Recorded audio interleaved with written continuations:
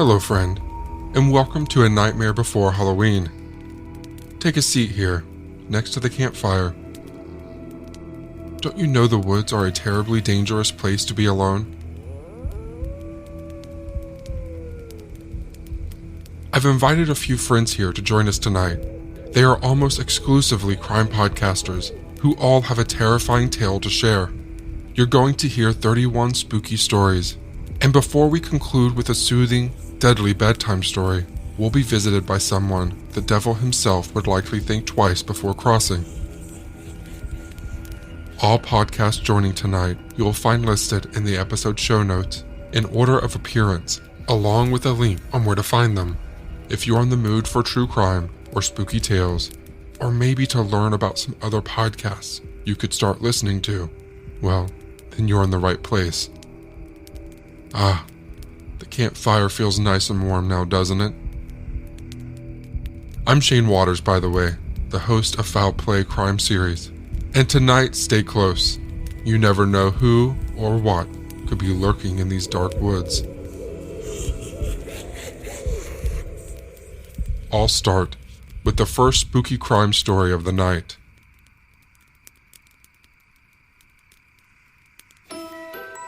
The night of Halloween was once called All Hallows Eve. It was a night where costumes were worn to ward off evil spirits who had crossed over from the dead into the living world to roam. The customary costume was intended for protection, a layer of clothing to change a person's appearance, blend in with the spirits, and dispel any incoming evil. In today's world, it is other humans rather than spirits that we have come to fear. When a person disappears, literally vanishes without a trace, our world suddenly takes on a menacing and unknown feeling. Busy lives, bustling traffic, life happening in every direction, and somehow a human being gets swallowed up like a vortex spinning and capturing its prey. When there are no clues, when there is no evidence to find, the world carries on, and yet this individual is no longer in it. For those left behind, they have unanswered questions and a desperate need for answers to try and make sense of it. On February 27, 2003, around 4 p.m., the Minneapolis Police Department received a phone call. A body had been found floating in the Mississippi River, just south of the iconic 3rd Avenue Bridge. The imposing structure, with its sweeping concrete arches that flow across the full 2,223-foot length of the bridge, connects downtown Minneapolis with the northeast area. As dispatch sent water recovery teams to the scene, detectives were put on alert. There are many different reasons a body can end up in the water. All are tragic events. Some, however, come straight from dark and sinister places. The Mississippi River had been frozen in recent weeks, with the harsh winter keeping the temperatures below freezing. A slow thawing had begun to emerge, the ice cautiously melting, and with this gentle reduction came the release of objects that had been held in its icy grip, as water experts respectfully began to recover the body onto dry land. The glances between them could not be mistaken. They had recovered at least 13 bodies from that stretch of water, and none looked like this. When the air in a person's lungs is replaced by water, the ability to breathe is impaired and restricted, rising until it fills the lungs to capacity.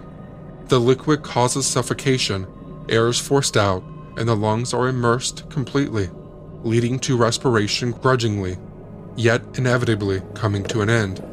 At this point, a body will begin to sink into the darkness of the waters below and out of sight. Over time, gases are released, swelling up the body and causing it to rise again to break the surface of the water. With the torso more bloated and buoyant, the usual position a body takes is face down, arms out with a slight droop of the hands toward the seabed below, and legs that are angled downward. The body the team pulled out of the Mississippi River at 6:28 p.m. that evening had not been in that position. Fully clothed and lying on his back, the male body floated, unanchored in the water. On his feet were slip-on clog-like shoes, still firmly in place. He was wearing a tan-collared Native American costume, with dangling tassels up the arms. The top section still neatly tucked into his pants. His arms were crossed over his chest, with one arm gently resting on top of the other. Inside his left fist, clenched and locked in place, was a clump of human hair. Later that evening, the medical examiner was able to confirm the identity of this unknown soul, found so tragically in the icy cold waters. His name was Christopher Jenkins. His body had been found in the river exactly 4 months to the day when he had so mysteriously disappeared on Halloween night in 2002. Chris was 21 years old and a student at the Carlson School of Management at the University of Minnesota's Business School. He was due to graduate with his bachelor's degree in marketing and entrepreneurial management in May 2003. Chris was a happy guy. He had a girlfriend he adored, and he was a captain and goalie of the university lacrosse team. Life was good. On October 31st, 2002, Chris was planning a night out for Halloween. His girlfriend, Ashley Rice, was a waitress at the Lone Tree Bar and Grill in downtown Minneapolis. He dropped her off for her day shift that day at 10 a.m. before heading into the Rosedale shopping mall. He was hunting for a costume to wear out that night. His choice was the Native American costume he was still wearing when he was found in the river exactly 4 months later. Inside the Lone Tree Bar, after 11 p.m. that night, the group fanned out as they met other friends and enjoyed the atmosphere. Witnesses remember seeing Chris dancing and chatting with people. As the night wore on, it appeared that Chris became more intoxicated. As the time approached midnight, a bouncer made his way over to Chris and was escorted out of the bar. Exactly why has never been fully established with any certainty. Outside there was a chill in the air, and darkness had closed in. Chris had no phone or wallet on him. His costume didn't have pockets. Ashley was carrying his belongings for him, but she was still inside the bar. At 12:30 a.m., Chris was outside the Lone Tree Grill after being shown the door by the bouncer. From there, Chris vanished into the night. The Minneapolis Police Department wouldn't accept a missing persons report until 72 hours had passed. Without any indications of foul play, they expected Chris to reappear at any time. Minneapolis police detectives did find a witness who they thought saw Chris on the night he disappeared. The witness was cycling across the Hennepin Avenue Bridge at around 2 a.m. on Halloween night. They saw a man walking across the bridge alone. This was the only possible sighting of Chris after he was at the Lone Tree Bar. In a meeting with his parents, police said they believed Chris had taken his own life and jumped into the Mississippi River on the night of Halloween. He had struggled with depression in the past, and detectives thought this was the most likely explanation for his disappearance. The autopsy of Chris Jenkins further deepened the mystery of what happened to him. He did not have water in his lungs. It was not the river that took his life. Arms crossed, hair grasped in his hand, his body looked like it had been pushed into the water while still in stages of rigor mortis, locking the position in place before the freezing temperatures took hold. The hair inside his fist was believed to be his own.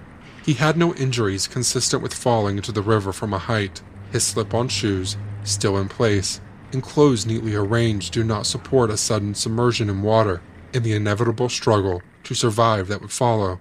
The levels of decomposition across his body were much less than would have been expected after 4 months in the water, even considering the shocking cold waters of winter. His case, however, remained marked as accidental drowning or suicide. It would be another 3 years before the status of Chris's case would change. In 2006, the work of Chuck Lausch managed to provide enough material for the police chief to reclassify Chris's death as a homicide. Part of that material was a statement from an unnamed individual who was currently in prison. They said they saw someone push Chris off the Hennepin Avenue Bridge and into the water below on that Halloween night in 2002. Chris Jenkins had been murdered, and he might not have been the only one. From 1,200 miles away in New York City, a retired NYPD homicide detective was following the news in Chris's case. He immediately booked flights to Minneapolis. Kevin Gannon was a 20-year veteran of the New York police. He wanted to investigate the details of this case for himself.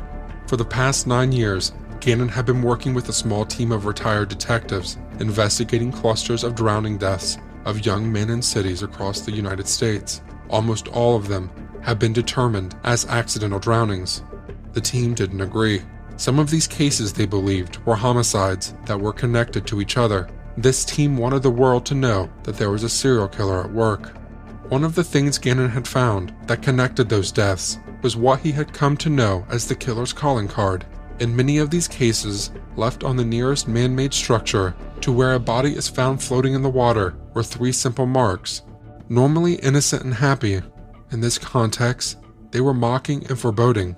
They were marks that made a distinctive and unmistakable smiley face, painted on trees, fences, concrete structures, or walls. It was a face that stared down the observer with a permanent taunting smirk. In a notable amount of these cases, enhancing their ominous impact, the smiley faces were painted with horns. 2 other retired detectives, Anthony Duarte and Michael Donovan, were on Gannon's team, along with a university criminal justice professor, Dr. Lee Gilbertson. As the number of cases they were linking together rose, they came to realize these killings could not be the work of one individual acting alone. What has become known as the smiley face killers, due to the sinister calling card, the team believed there was a serial killing syndicate operating across multiple cities and state lines in the United States. Working in partnership, this deadly underground group were silent and covert, and they have been operating for years. Scores of young men, all fitting the same profile, were going missing on nights out. Mostly in their early 20s, they were white men, fit and athletic, usually at universities and doing well in their studies. They were young and seemed to have everything going for them. After vanishing in the dead of night, they were being held by the killers for different amounts of time. It would be days, weeks, or even months before their bodies were dumped into nearby waters and found to be returned to devastated families. In almost all cases, their tragic deaths had been classified as accidental drownings. Intoxicated, unsteady on their feet, walking by the riverbank, it happens. People fall in and are unable to save themselves. Only, in many of these cases, these men didn't drown. There was no water in their lungs. There was no bloating with how bodies decompose in water and become buoyant. They had been killed before their bodies entered the water, and often with unexplained amounts of the central nervous system depressant, GHB, in their systems. However this terrifying trend had started, the team believed it had expanded into a network of individuals working in carefully planned and executed, synchronized with each other. The victims were targeted, assessed to ensure they met the same profile criteria. They were then followed, drugged, and kidnapped, snatched off the street and away from the safety of their friends during a night out, never to be seen alive again.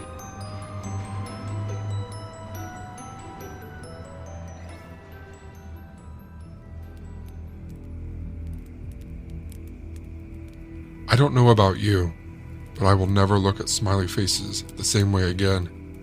My first friend joining here tonight is Kristen Seavey from Murder, She Told. Kristen's tale is on the murder of Alzada Pauline Young from 1940 in Rockland, Maine. Leaves crunched under his shoes and the sun's last rays pried their way into his squinted eyes as John walked down Crescent Street. John knocked on his neighbor's door. He had gotten fed up with his stepdaughter's long absences. It had been a week since he'd seen Pauline. She came to the door, and he said, "It's time to come home, Pauline." She was just 16 years old, but had a mind of her own, and John was growing impatient with her. They walked home, their backs to the setting sun. It was Halloween night.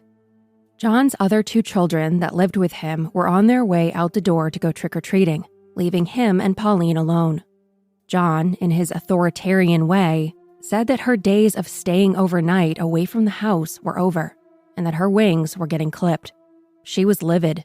She said that she was leaving and yelled, "To hell with supper, to hell with you, and to hell with mother."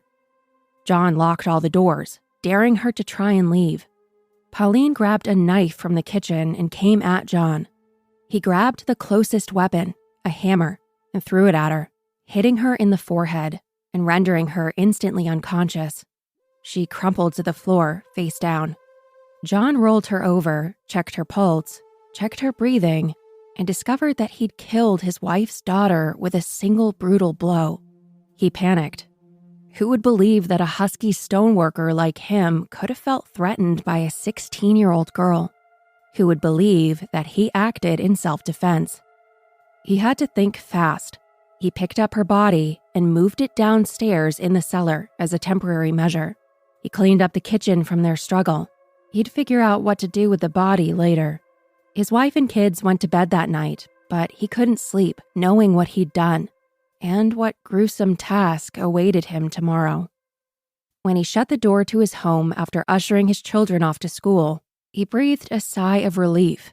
His family hadn't discovered his secret. But what now?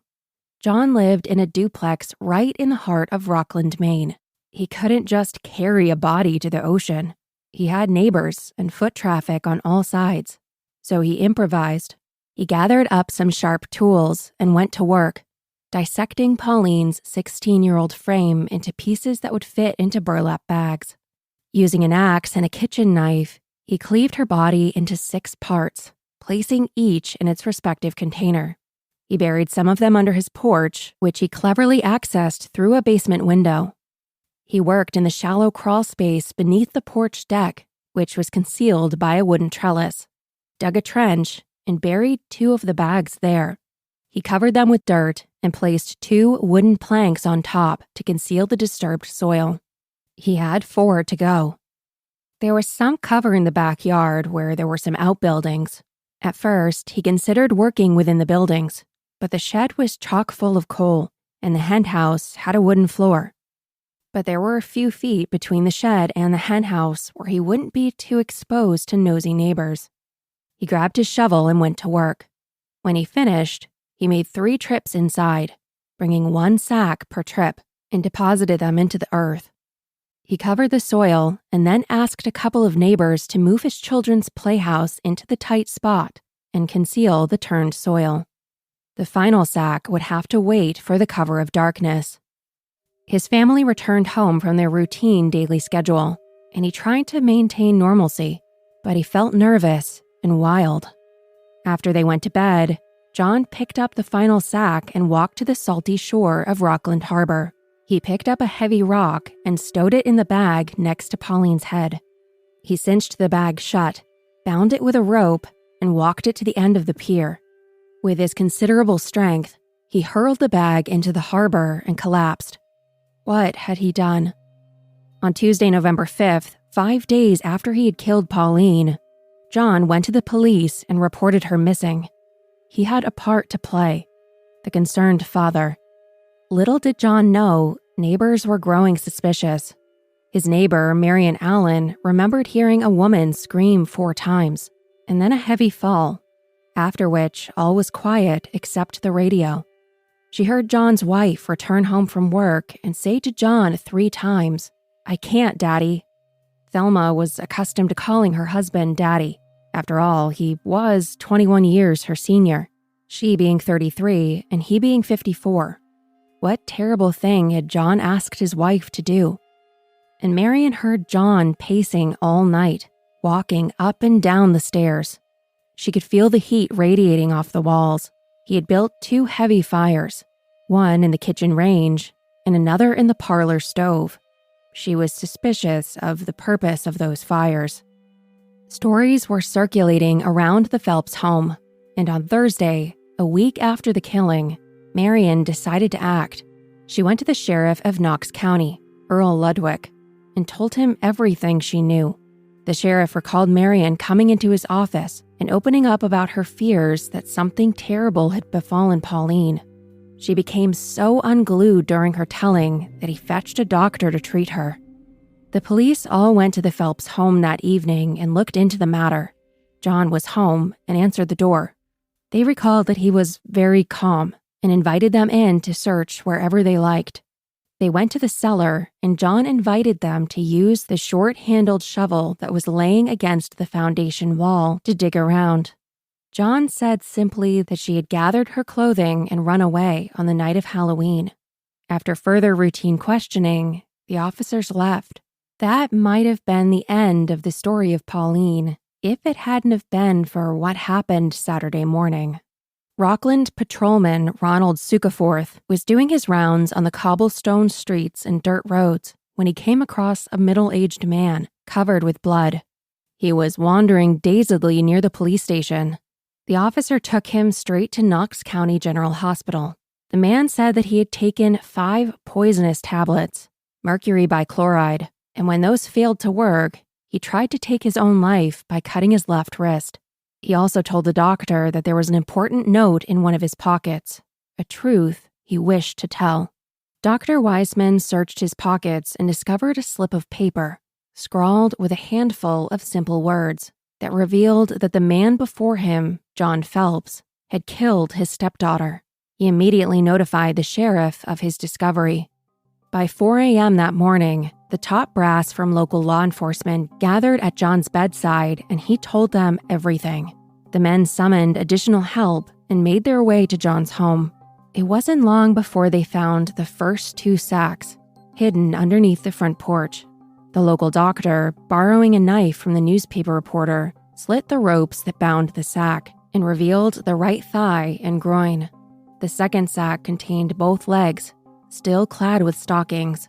They next turned their attention to his outbuildings. Wedged between the other 2 buildings was a children's playhouse. They decided to remove it. Several officers lifted up and revealed that the earth had been recently disturbed. 1.5 feet under the surface, they discovered a 3rd sack, then a 4th, then a 5th.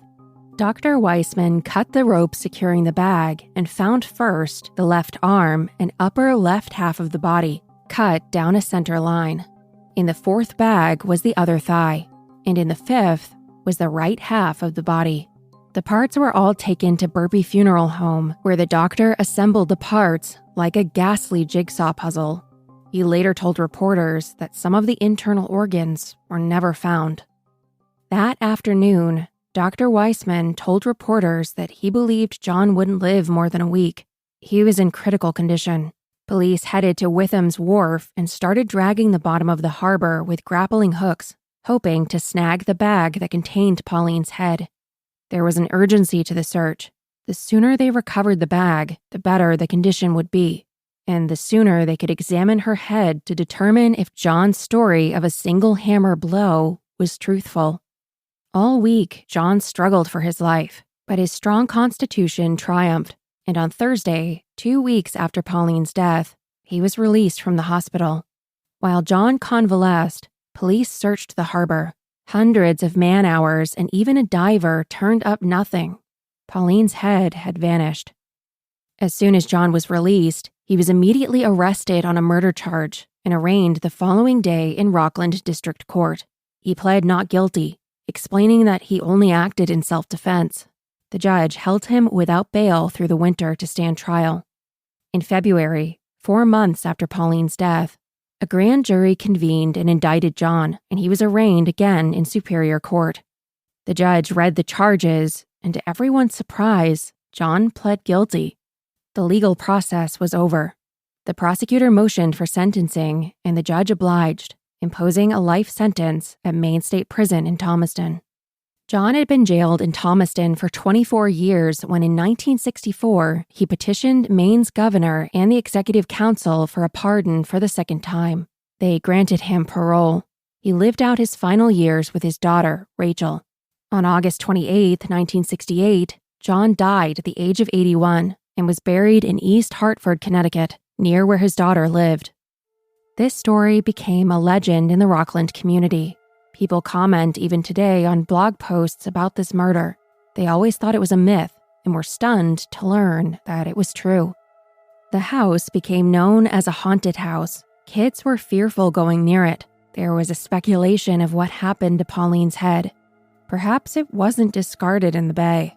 One longtime Rockland resident, who was just 8 years old when it happened, believed that John had thrown the head in a quarry behind the church. Another woman said that it was a legend in their family that John had passed one of her ancestors with a burlap bag, and when she asked him what he was doing, he replied that he was going to drown kittens in the quarry. The author of a local history book wrote that it affected the children of the era, himself included. He wrote, "It was literally years before any of us would even walk past the house, day or night. Sometimes we would race past the house on our bicycles, but that was the extent of our courage." Take a trip to Rockland, Maine today. It's beautiful. The harbor is filled with sailboats. The streets are lined with beautiful brick buildings. It's clean, manicured, and tidy. But under the surface is a dark chapter and a haunting mystery that still lingers today.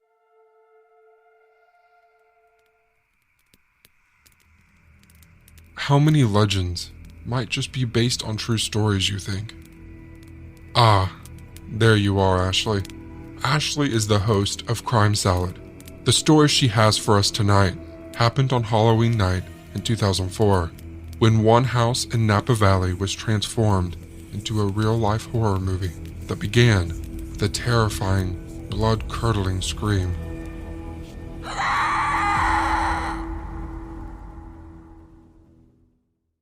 And you think of Halloween, you think of all the little tiny ghosts, goblins, and princesses with wide-eyed wonderment walking through the neighborhood as their parents watch them go from door to door for a forbidden treat from a stranger.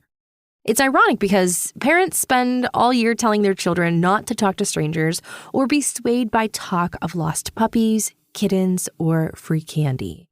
But on this one special magical night of the year, we throw caution to the window and allow the most innocent among us to take candy from strangers. But they aren't really strangers. They're usually kind-hearted neighbors, all participating in the making of innocent children memories. That's exactly how Halloween night in 2004 began for the three young women living in the adorable little house on Dorset Street in downtown Napa Valley, California. 26-year-old Adrienne and Sonia and 26-year-old Lauren Mianza became fast and close friends when they played in the same volleyball league. It wasn't long before they moved in together into a charming 900-square-foot bungalow in the heart of idyllic Napa Valley. Soon they had made friends with another 26-year-old who lived next door, Leslie Mazzara. When Leslie needed a place to live, they invited her to be their third roommate. So that Halloween night, the three of them made dinner together, baked cookies, and they handed out candy to trick-or-treaters and dreamed of someday having families of their own. And by 11 o'clock p.m., they were all in bed, unaware of a watcher fixated on the women inside the house on Dorset. This is exactly how many seasonal Halloween horror-themed movies start, but this was real life and without the soundtrack filled with ominous music. But what it did have was a murderous villain standing in the shadows waiting and watching to fulfill his malevolent plan. Adrienne and Leslie each slept upstairs in blissful ignorance of the horror to come, while Lauren slept in the downstairs bedroom with her German Shepherd mix Chloe. And then around 1 a.m., Chloe began to growl, just as a security light in the backyard switched on. Lauren dismissed the warning bark and shushed Chloe to be quiet. She assumed it was something as innocent as a neighborhood cat triggering the motion sensor. She couldn't have been more wrong. In her ignorance, she calmed Chloe down and easily fell back asleep until she was abruptly awakened again to the sound of someone walking past her room and heading upstairs. Again, Lauren assumed one of her roommates had their boyfriend visiting and again shushed Chloe, intending to go back to sleep. And that is when she was awakened one last time. But this time was by a blood-curdling, terrified scream, followed by desperate pleas for help. At that moment, Lauren heard someone coming down the stairs, heading right towards her. Without thinking, she ran with Chloe to the backyard, hoping he wasn't on her trail. And that is when she realized the intruder must have exited through a front-facing window, which would turn out to be how he entered the home as well. In a moment of stunning bravery, usually reserved for horror film heroines, Lauren climbed the stairs and headed towards the cries for help. As she entered Adrienne's room, she noticed the floor was wet. In a surreal cinematic moment, it dawned on her that the floor was soaked with blood of her friends. Simultaneously, she took in the scene and saw Leslie lying face down on the floor, covered in stab wounds. Leslie was no longer moving. The sounds she heard were coming from her friend Adrienne, still weakly crying for help while crouched behind the bed in a fetal position. Her throat had been cut. Lauren ran down the stairs to call for help, only to discover that the phone line had been cut. Even though she heard the intruder leave through the front door, she no longer felt safe inside the home. She grabbed her cell phone and headed for her car, calling 911 as she drove away safely. When authorities arrived, they were shocked by the rage and viciousness of the assault. They theorized that Leslie had been attacked first in her sleep, and Adrienne was attacked second when she came in to help fight off the intruder. Law enforcement were sure that the attacker personally knew one or more of the women based on the number of stab wounds. This attack seemed personal. Both women were stabbed violently and repeatedly. Their best evidence was a drop of blood from the killer left outside the window when he exited the residence. There was also a pile of cigarette butts left in the tree line where the attacker watched the house while working up his courage to kill his target. The DNA left on the cigarette butts matched the DNA of the blood droplet. As a result, police interviewed over 1,000 people and took DNA samples from over 200 suspects. It was almost a year later without a viable suspect, and police decided that they release some of the evidence to the public in hopes that it would generate new leads. They knew that Leslie and Adrienne's attacker was a smoker of white European descent. He also smoked a newer brand of cigarettes, which had only been on the market for 4 months. They were Camel Turkish Gold brand. Authorities interviewed Lauren again and asked if any of the women knew any smokers. That is when Lauren remembered that Adrienne's best friend Lily and her boyfriend Eric had helped the women move into their home in June of 2004. Lily's boyfriend Eric was a smoker. When authorities looked at their files, they realized that Lily and Eric had both cooperated throughout the investigation, and Eric was asked to provide a DNA sample at that time. While they prepared to contact Eric again, something extraordinary happened. Eric Koppel, who was now married to Lily, walked into the police headquarters and confessed. He knew it was only a matter of time before they found him, and as a result, he decided to take the coward's way out and kill himself. He wrote goodbye letters to his parents, family members, and his wife. They all encouraged Eric to do the right thing and turn himself in, which he did. In a plea deal, Eric was offered 2 life sentences without the possibility of parole as long as he waived his right to appeal the sentences. Now, police discovered that Eric and Lily had been engaged and they were supposed to be married the same day as the attack. However, Lily delayed the wedding, and Eric felt like this was all because of Adrienne's interference in his relationship. In fact, on the day after the attack, he should have been in Hawaii on his honeymoon. Instead, he was outside the little house on Dorset, working up the courage to act out his rage on innocent women. At sentencing, Arlene and Kathy, the 2 mothers of Eric's victims, would no longer be silenced. Eric had taken the lives of 2 vibrant young women in the most terrifying way. Arlene and Kathy wanted answers as to why their daughters had to die. A few months earlier, Eric's mother, Robin, had the audacity to write a letter to Adrienne's mother, telling her the murders were God's will and both girls were in a better place. Arlene wrote back telling her that she couldn't have been more wrong, and Jesus wept at these women's deaths.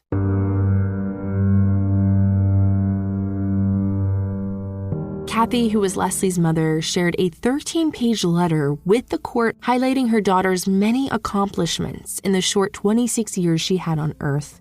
Then she looked directly at Eric and told him she would never forgive him.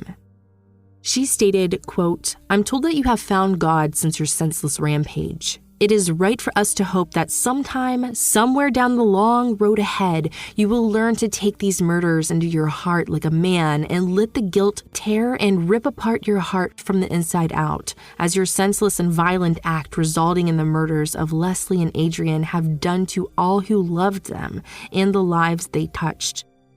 May you live 100 years in misery and an eternity in hell," end quote. Adrienne's mother was equally as angry. Eric and Lily had invited her to their wedding to read a scripture, blessing their marriage, all while knowing Eric had taken her daughter from her. She too faced Eric and said, quote, "I know you. I know that you are a man who brutally and callously took the life of a wonderful woman. You cannot love Lily and bring a knife into Adrian's home and stab her, end quote.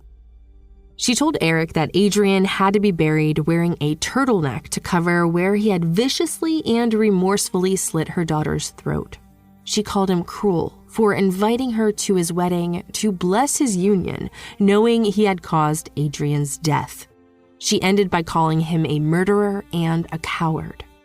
Next, Lily was allowed to speak, and we aren't going to share the entirety of her words because someone as grotesque as Eric Koppel shouldn't have anyone say such wonderful and flowery things about him after knowing what he did to two defenseless women.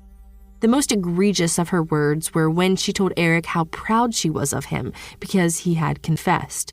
She told him, quote, "Eric, there is nothing in this world you can do to make me love you less," end quote. Apparently, murder isn't cause for a little less love. The monster himself spoke and offered hollow words filled with excuses and manipulation to evoke sympathy.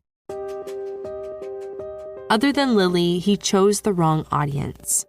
In his self-serving statement, he stated that, quote, "I am a broken man, a man splintered by a penetrating awareness of my own potential for wickedness. While I cannot fathom the full extent of the anguish I have caused, I recognize that my sinful deeds have inflicted terrific agony on a great number of people.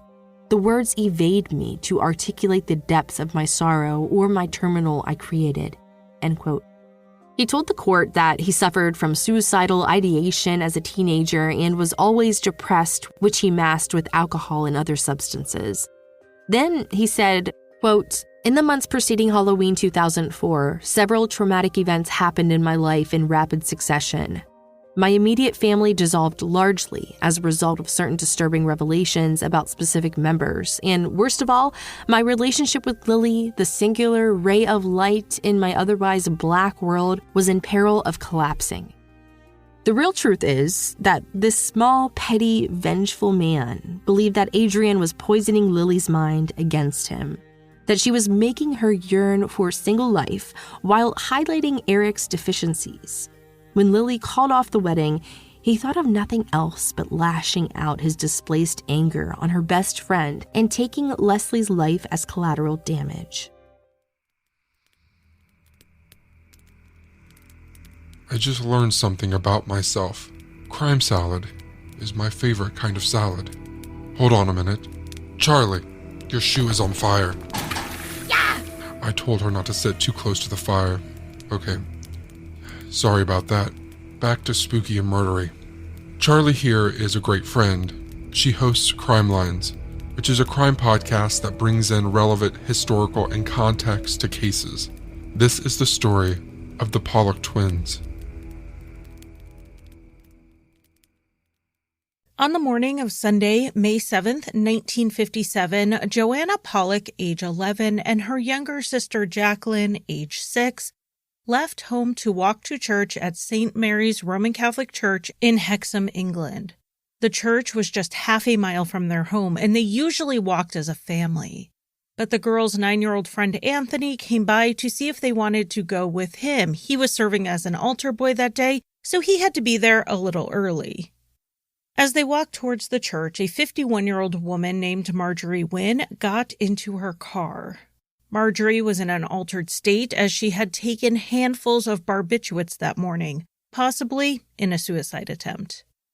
As Marjorie approached where the children were walking, she swerved her vehicle across the road, jumped the curb, striking and killing all 3 children. Marjorie was treated for her injuries and promptly arrested. While Marjorie dealt with the British court system, the families of the children struggled to deal with their grief. John Pollock, the girl's father, worried that his daughter's deaths were his fault. Though a devout Catholic, he strongly believed in reincarnation. He had prayed to God to send him proof of his belief. By trying to test God, John first believed that God had taken his daughters away. But then John began to wonder if God was actually answering his prayer and would send the girls back in new bodies. He started telling his wife Florence not to worry. Not only would the girls be reincarnated, they would return to their family. John became even more convinced when 8 months after the deaths of Joanna and Jacqueline, Florence became pregnant again. He knew that it meant one of the girls was on her way back. But as Florence's abdomen swelled beyond what it had during her previous pregnancies, John became sure both girls were coming back. Though the doctor said he believed there was only one baby, John was sure it was twins. On October 4th, 1958, Florence gave birth to twin baby girls. They named the girls Jillian and Jennifer, and John looked for the signs he had asked God for, proof that the girls were really Joanna and Jacqueline, back again. One early sign was that Jennifer had 2 birthmarks. They coincided with marks Jacqueline had, 1 scar and 1 birthmark. Florence, though, remained unconvinced. A couple of birthmarks were not enough for her to toss out her lifelong religious belief system. John watched as Jillian grew and developed a build and personality like Joanna's, and Jennifer leaned towards Jacqueline. But maybe he was just seeing what he wanted to see. When the twins were 3, Florence pulled out an old box of Joanna and Jacqueline's toys. She worried about the 2 fighting over whatever was in the box, but that didn't happen. Instead, each girl immediately grabbed 4 different dolls. Jillian grabbed the doll that belonged to Joanna, and Jennifer grabbed the one that belonged to Jacqueline. They both said the dolls were gifts from Father Christmas, and these toddlers could not have known that they were, in fact, Christmas gifts for their late sisters. Here is Florence in an interview explaining that moment. When I got these 2 dolls out, one said, "Oh, that's Mary and that's Susan." And it was exactly the same names as my other daughters had named them. And that was the sort of really turning point in my way of thinking. After this, with the girls fully verbal, the evidence that they were their sisters reincarnated started piling up. In 1963, when the girls were 4 years old, the family went to visit friends in Hexham. They had moved away when the twins were still infants. As they walked through town, Jillian and Jennifer insisted they wanted to go to the park and play on the swings. They didn't know there was a park nearby, but that's not the remarkable bit. 4-year-olds always ask to go to the playground. The remarkable part was that in spite of never having been there, they led their family to the park their late sisters used to play at, as though they knew their way around town. On another occasion, Jillian pointed to Jennifer's birthmark on her forehead, the one in the same spot where Jacqueline had a scar. Jillian said, "That's from where she fell on the bucket." And a bucket was the exact thing that had left the gash on Jacqueline's head. Another time, John was wearing a smock that Florence used to wear when she delivered milk before the twins were born. Jennifer asked him why he was wearing it when it belonged to Florence. Jennifer never would have seen Florence wearing that smock before, but her late sister would have. The story of the Pollock twins spread, and paranormal researcher Ian Stevenson traveled to the family home in 1963 when the girls were 4. He first interviewed John and Florence in an attempt to assess the situation. After speaking with them and then the girls, he believed that their account was credible. But as the girls approached the age of 5, their past life memories began to fade. By the time Stevenson visited them when they were 8, the memories were gone. By the time he last checked in with them when they were 20, even the memories of the memories had left. He had to depend almost entirely on John and Florence's reports. At the age of 22, Jillian did experience a flashback of sorts. She remembered playing in a sand pit with her older brothers, but it wasn't a place she recognized. She described the house and the yard, and John said it perfectly matched a property they lived at when Joanna was a toddler, and Jillian had never been to. Those who believe that the Pollock twins are the reincarnations of their older sisters are generally the people who already believe in the principle even before they heard of the girls. And those who think John and Florence projected their own beliefs onto the twins are generally people who already don't believe in reincarnation. Our own biases color how we see all cases, whether they are of this world, out of this world, or simply otherworldly. Are you a believer in reincarnation? I know some folks hope to be reincarnated because they fear death, but I argue there is a fate worse than death. Peter Laws is the host of Our Curious Past and Frightful, so take a deep breath and follow Peter now, as the two of you wander through the cemetery to explore this thought: what could be worse than death? Opening one's eyes into the damp, cold blackness of a buried coffin.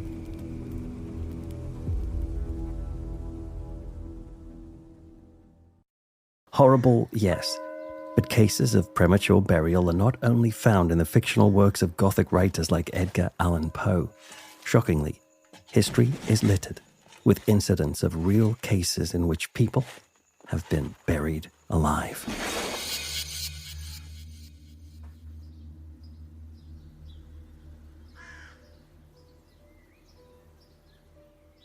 Essie Dunbar was 30 years old when she died. It was the summer of 1915 in Blackville, South Carolina, when she had a seizure.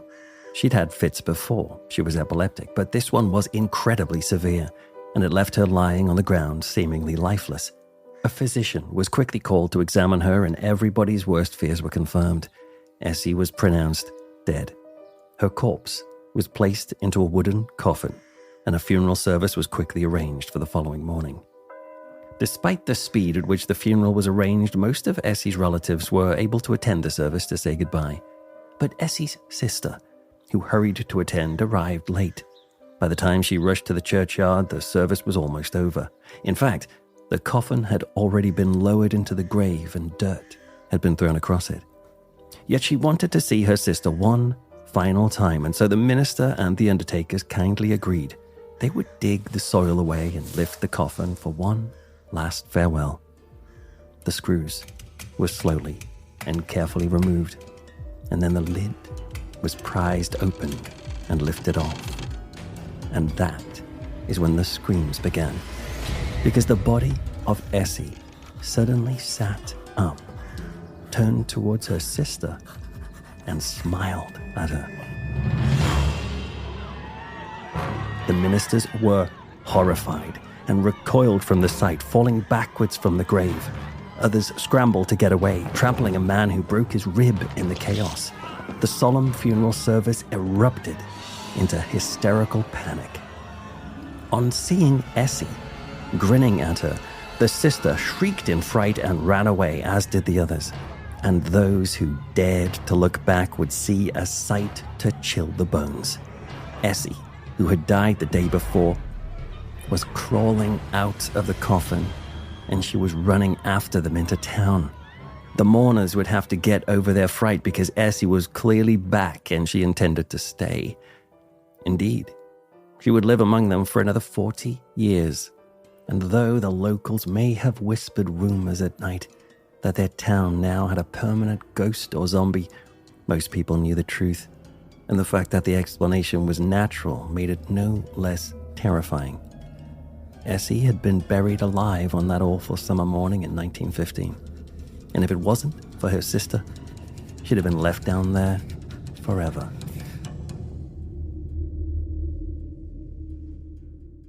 Unlike Essie Dunbar, not all people managed to escape the grave, like Samuel MacDonald.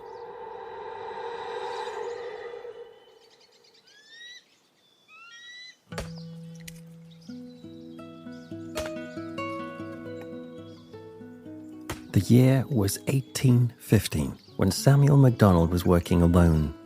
It was a remote, wooded area of Maine, New England, and he was used to the challenges of the American wilderness, the difficult terrain, the harsh weather, the deadly wildlife, and of course, the loneliness. Yet at least he could always rely on his good health to see him through, until that is one day when he started to feel unwell. He hoped his illness might pass, but it got worse and more worrying by the day.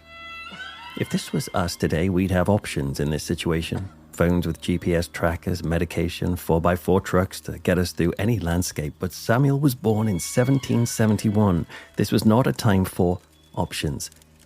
Alone and unsure of what to do, Samuel just lit a fire and lay in front of it, desperately praying that the rest and warmth might perk him up. It did not. It's not clear who discovered Samuel, but somebody found his corpse still laid out by the long-dead fire not far from Umbagog Lake. They managed to get word to Samuel's sons, who then made the long, heartbreaking trek to pay their respects. After traveling hundreds of miles, they finally arrived at his cabin. Grief-stricken, the sons wanted to honor their father with a proper burial, yet the weather conditions were too harsh. Dragging a cadaver across the wintry terrain would be impossible, and so instead they dug a grave in the forest nearby. Then they placed their dad in a temporary wooden coffin. They sank him into a hole, deep enough to avoid any animals burrowing in and getting to their dad. And then they shoveled the soil on top, packing it down, and said a final farewell, with a promise that they would return the following spring. This lonely wilderness grave was hardly ideal, but it would at least give some peace to Samuel, and they would return later to take him back home for a full and proper burial. The winter passed, and so the boys returned in the new year, ready to begin the grim task of digging their father back up. They headed into the wood and slammed the shovels in, scattering the songbirds as they did. Then finally, metal hit wood. We can't be sure what made the McDonald boys open the coffin that day. Maybe they wanted to give one final nod of respect to their loving parent. Or maybe something seemed off about the lid. Whatever the reason, they decided to prise the wooden lid open to check on their dad. They braced themselves to see a decomposed face, but were baffled to see the back of their father's head instead. Samuel MacDonald was no longer lying on his back as they had placed him. He had somehow turned over onto his stomach.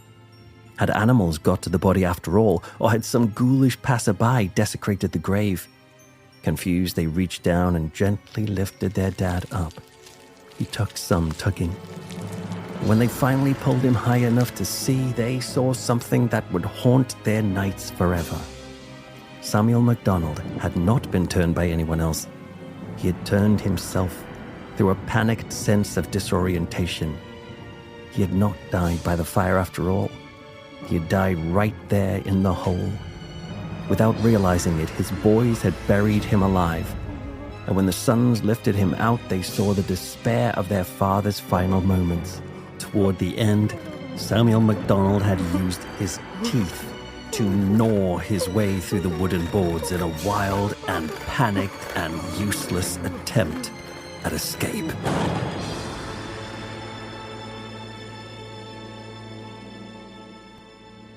Stories like this helped fuel a widespread dread of premature burial in the 17th and 18th centuries.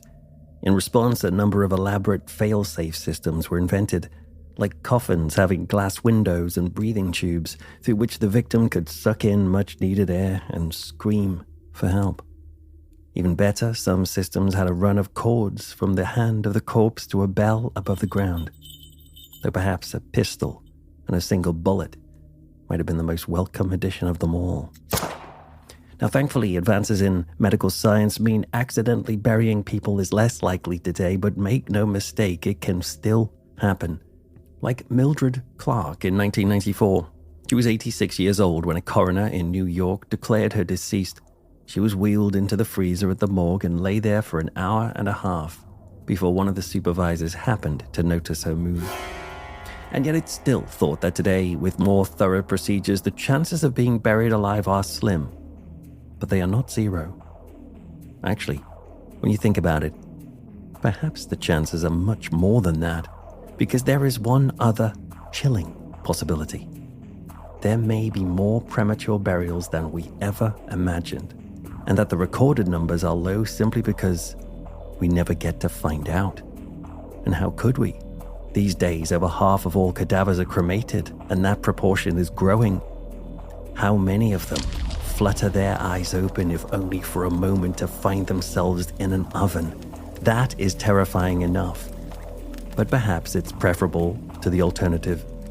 The thought of others right now, somewhere in the world, desperately scraping and gnawing their fingernails against wood, in what Edgar Allan Poe called the rigid embrace of the narrow house, the coffin, from which they cannot escape. Perhaps we should take some comfort in the fact that most people would not survive much longer than an hour in a properly buried, airtight coffin. Still, though, when you wake up to find yourself in a casket 6 feet under the ground, way too deep for anybody to hear you scream, 60 minutes can feel like an awfully long time.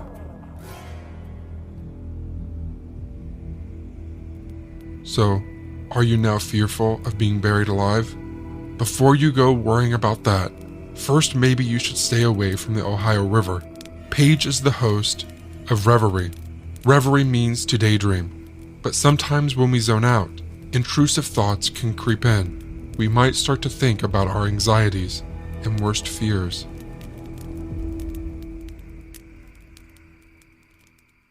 Is there a green-clawed beast in the Ohio River, waiting to snatch you up when you least expect it?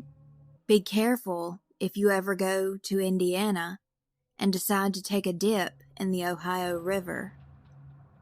The movie The Creature from the Black Lagoon came out in 1954, but could there actually be a creature just like it living in the Ohio River? This story begins in Evansville, Indiana, August 21st, 1955. Peak summertime, and everyone is ready to be immersed in cool waters. All everyone wanted to do during the summer was go for a dip in the river, swim, and have a good time while cooling off. At this point in time, people's households had no air conditioners, which was a completely miserable experience. A woman named Naomi Johnson, her 3 kids, and Naomi's good friend Louise Lamble headed out to West Evansville to hop into the Ohio River to soak in the coolness of the water to relax them in this awful heat. The river is roughly 15 feet deep. A few sources say that the 2 women witnessed what appeared to be a UFO. To them, it looked like the underside of a bushel barrel, but they didn't take it too seriously and shrugged it off. There's no way it could have been a UFO, right? They get to the river, and everything is going as planned. Louise and Naomi's kids were hanging out on the shore. Louise was laying out while the kids were playing around. Naomi was around 15 feet away from the shoreline, enjoying her wade in the water, when something bizarre and terrifying occurred. Something curled around Naomi's knee. All of a sudden, Naomi was bent backwards and violently slapping the water. She was scared to death and explained that it felt like a ginormous hand. She said it also felt furry and had claws. This thing submerged her underwater, but she was able to kick it off, and she popped up to the surface, taking a huge breath, then screaming her lungs out. In that moment, whatever this was, clutched her leg again. Her friend Louise was in utter shock. She was frozen in terror, staring at her friend. Eventually, she did start yelling for help, which everyone up and down the shore heard. Louise snapped out of it and leaped into the water to get her inner tube and move it towards Naomi, who was able to get a good grasp of it. Naomi was struggling to ascend onto the floatable device, but she got away from this beast and ultimately got a few feet to the shoreline. It's possible that the splash of Louise jumping into the water for the inner tube frightened the creature, and that's the reason it let go. Medical help finally got to the river. Naomi had her cuts and scratches taken care of on her lower leg, but there was a really weird blue-green stain that none of the medics could get rid of. It left the mark of a great big hand, and for a few days it stayed on her leg. Reportedly, a sample was taken from the print, and according to one source I read, the discolorations were proven to be mud from caves beneath the river, and possibly swirled around and stirred up by boat traffic or any underwater movement. After this happened, the legend of the green-clawed beast was born. Some people believe, after the way Naomi described what she felt, that this creature bared a striking resemblance to the Thetis Lake monster, which is known to be in Canada. That creature is super hostile. Others think this could have been the Loveland Frogman, which Christy and Heather of the Sinisterhood podcast did a great and hilarious episode on. Or this could have been the works of the Big Muddy Monster, who was first seen on the Big Muddy River. Now, there are a few theories that could be reasonable possibilities. Maybe it was a huge garfish. There had been catfish said to be as huge as a Volkswagen, and catfish can really injure you if you encounter one. Fish fins could also possibly cause the hand-like impressions. There were a few movies that came out recently before the attack, which could make Naomi and others freak out more. The Creature from the Black Lagoon, where a massive green creature with claw hands strikes a female as she is swimming. Also, Part 2, Revenge of the Creature, had just come out a few weeks prior to their trip to the river. Terry Colvin, an investigator, had talked to Naomi and her husband after this traumatic episode happened. They told Terry, a man who said he was an Air Force colonel, who really sounded like a character out of the movie Men in Black. He came to their home and said that neither of them could ever speak of that event again after he interviewed them and took very detailed notes. According to AmericanMonsters.com, first brought to international attention in the early 1970s, this grisly aberration of natural selection has been described as being nearly 5 feet tall and weighing approximately 120 pounds, with an epidermis consisting solely of silver scales. This animal's horrifying visage is made complete by the 6 razor-sharp spikes, connected to one another by a thin webbing, which are said to protrude from its amphibious skull. With its dark, bulbous eyes, fish-like mouth, and webbed hands, feet, and ears, the Thetis Lake monster bears more than a passing resemblance to the iconoclastic image of the Creature from the Black Lagoon. What lends credibility to these reports, however, is the fact that for centuries North American natives have reported numerous and oftentimes fatal encounters with various creatures which they describe as being carnivorous, aquatic humanoids. Naomi's experience gained the interest of ufologists because on the same date that this happened to her, a horrifying case which is said to be one of the most terrifying ever recorded in ufology, there were encounters with bizarre creatures known as the Hopkinsville Goblin Case. As far as the green-clawed beast, there has not been a sighting or incident since. However, the story has only grown since the kids who witnessed it went on to tell the story and it's spread like wildfire ever since. Some are still terrified to get into the Ohio River.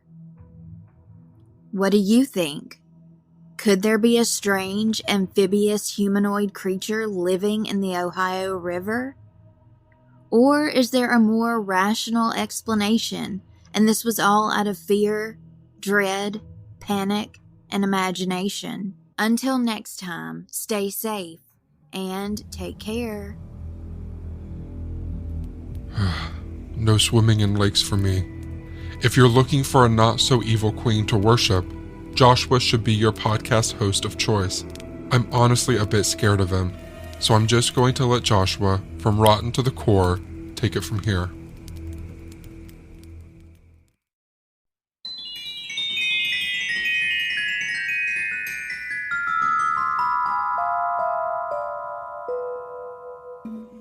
We all know the tradition of lighting jack-o'-lanterns on Halloween to keep away evil spirits. The tradition comes from 19th century Ireland, and it started with turnips carved with demonic faces to keep away the spirit of Stingy Jack, a man who tricked the devil from collecting his soul but was doomed to roam the earth forevermore, unable to attain heaven or hell. Families started lighting their lanterns on Halloween to save themselves from his and other evil spirits. That's a myth, though, right? I mean, nothing like that could possibly happen. Could it? Happy Halloween, my darlings. This is Joshua Waters, your not-so-evil queen and the host of Rotten to the Core. And thank you for joining us all on this special spooky collaboration. Come now, gather round the fire and hear my tale, this story that is pulled straight from hell. October 30th, 2012 seemed like a normal day for Elżbieta Plakowska, her 7-year-old son Justin, and his 5-year-old friend who was spending the night, Olivia Dworkowski, in Naperville, Illinois. Early into the night, as 3 of them were winding down in the main bedroom of the condo, Elżbieta started to feel a presence. She wasn't sure exactly what it was that was until it started to speak to her. Soon, a black shadow was making itself visible to her and even started to convince her that her son and his friend were possessed by the devil himself. Elżbieta claims that the shadow started to tell her to kill them. Kill them. You are going to be the last one, she said the shadow told her. You are going to die, but you will be the last one. Something in the shadow's voice held power over her. She then went to the kitchen to grab a knife. The compelling drawl of the unearthly aspirations of the apparition was just too much for Elżbieta, and she proceeded to stab both children over 100 times, before even then killing the family's 2 dogs, believing that by killing the children, she was allowing them to enter heaven. After the murders, Elżbieta was interviewed by several investigators and psychiatrists. Some believe she was browbeaten into a confession by police after she claimed that her life and marriage were her motivation. Dr. Philip Resnick, the main defense expert who worked on the case, stated that her father's death in her home country of Poland just several weeks before was a big contributor to her descent into madness. Even several friends and neighbors claimed that she was acting unusual and talked about devils in the days that led up to the crime. He also said that it was unheard of for someone to fake manic and psychotic symptoms for the number of days Plakowska exhibited them after the murders. The jury didn't believe her deed of the devil story, which she and her defense team put together, and Elżbieta Plakowska was charged with first-degree murder and given life in prison in 2017. We may never know if she was just struggling with a psychotic breakdown, or if she was truly haunted by something evil and unknown. Something so dark that it could cause a loving mother to horrifically murder 2 innocent children and dogs on that bloody Devil's Night not so long ago. Sweet dreams, my darlings, and don't forget to light your jack-o'-lanterns.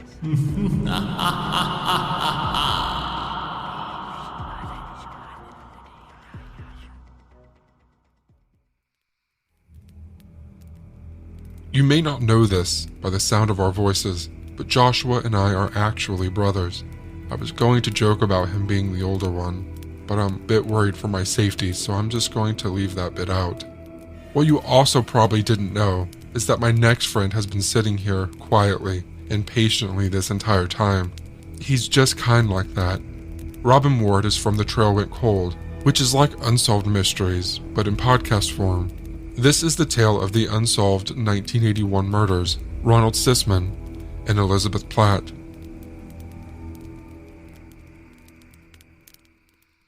So at around 7:40 p.m. on Halloween night in 1981, the New York City Police Department was summoned to a third-floor duplex apartment on West 22nd Street in the Chelsea section of Manhattan near Greenwich Village. When they arrived, they discovered that 2 people had been brutally murdered. One of the victims was Ronald Sisman, a 39-year-old freelance photographer from Canada who operated his business from the apartment. The second victim was Elizabeth Platzman, a 20-year-old art major and honor student at Smith College in Massachusetts, who originally hailed from the village of Roslyn in Long Island. The couple had met several weeks earlier before they started dating. Both victims were severely beaten before Ron was shot 4 times and Elizabeth shot 3 times, and each of them received 1 execution-style bullet to the back of their heads. Since no witnesses reported hearing any shots, silencers may have been used. Police suspected that at least 2 killers were involved, and since there were no signs of forced entry, they believed that the victims willingly let the perpetrators inside the apartment before they were attacked. The place had also been ransacked, but it was unclear if anything was actually stolen. However, Ron's neighbors told investigators that they believed he sold drugs from his apartment in order to supplement his income, creating a potential motive for the crime. A small amount of white powder believed to be cocaine was found at the scene, and since Elizabeth's friends and family denied that she had any involvement with drugs or illegal activity, she may have simply been in the wrong place at the wrong time. This is pretty much the only hard information we have about the murders, but like I mentioned earlier, this case does have some odd rabbit holes which may or may not be connected to what happened. For starters, 1 year before he was killed, Ron had faced potential legal trouble from an actress named Melanie Haller, who once had a recurring role on the popular sitcom Welcome Back, Kotter. She became acquainted with Ron when he photographed her on a few occasions, but in April of 1980, Ron took Melanie to a dinner party being held at the home of a show business promoter named Roy Radin. Well, Melanie soon made headlines when she publicly accused Radin of drugging, beating, and raping her at the party, and also claimed that Radin and some of the other partygoers had filmed the whole thing. For his part, Radin said that Melanie had willingly taken part in some sadomasochistic games, maintaining that everything that happened to her was consensual. Even though Radin was initially charged with numerous offenses, he ultimately only pled guilty to the charge of illegal possession of a handgun, for which he received a sentence of 3 years probation and a $1,000 fine. In May of 1983, Radin was murdered in a contract hit while he was financing the Francis Ford Coppola-directed film The Cotton Club, but that's probably a story for another podcast. Anyway, 3 days after the incident at Radin's party, Melanie alleged that she went to visit Ron at his apartment and he drugged her. However, Ron claimed that Melanie was acting hysterical and he only gave her a legally prescribed tranquilizer to calm her down. In the end, Melanie decided not to press charges against Ron, and the authorities ultimately believed that this whole saga had no connection to the murders of Ron and Elizabeth. However, the investigation went in a completely different direction when an inmate at the Attica Correctional Facility came forward and implicated one of the most infamous serial killers of all time, the son of Sam himself, David Berkowitz. Now, I'm sure most of you already know this story, but from the summer of 1976 until 1977, New York City was terrorized by a series of crimes known as the Son of Sam murders, as a total of 6 people were shot to death and 7 others were seriously wounded. The perpetrator was eventually identified as David Berkowitz, who received 6 life sentences for his crimes, but the case has always been surrounded by conspiracy theories about how Berkowitz was supposedly a member of a satanic cult which orchestrated the Son of Sam murders, and he did not commit all the shootings alone. If you're a fan of Unsolved Mysteries, you've probably watched their creepy 2-part segment which explored this theory, and of course, Netflix released an entire documentary series about it titled The Sons of Sam, A Descent into Darkness. According to this inmate at Attica, a few weeks before Ron and Elizabeth were killed, Berkowitz had told him that the satanic cult he was associated with was planning a ritualistic murder, which would take place in or near Greenwich Village on Halloween. Berkowitz allegedly described it as a quote-unquote inside house cleaning thing and said that a male and female would get their heads shot off before evidence was removed from the scene. Of course, this fit the description of the Sisman-Platzman murder, and when questioned about it, Berkowitz claimed that Ron possessed an actual snuff film from one of the Son of Sam shootings. Since Ron was supposedly facing his own legal problems over potential drug charges, he was planning to turn the snuff film over to the authorities in exchange for immunity from prosecution. However, after Ron and Elizabeth were murdered, the film was taken by the perpetrators, and Berkowitz apparently provided an accurate description of Ron's apartment, suggesting that he may have had inside knowledge of what happened. If that wasn't enough, Berkowitz would provide a tie-in to this other side story involving Roy Radin.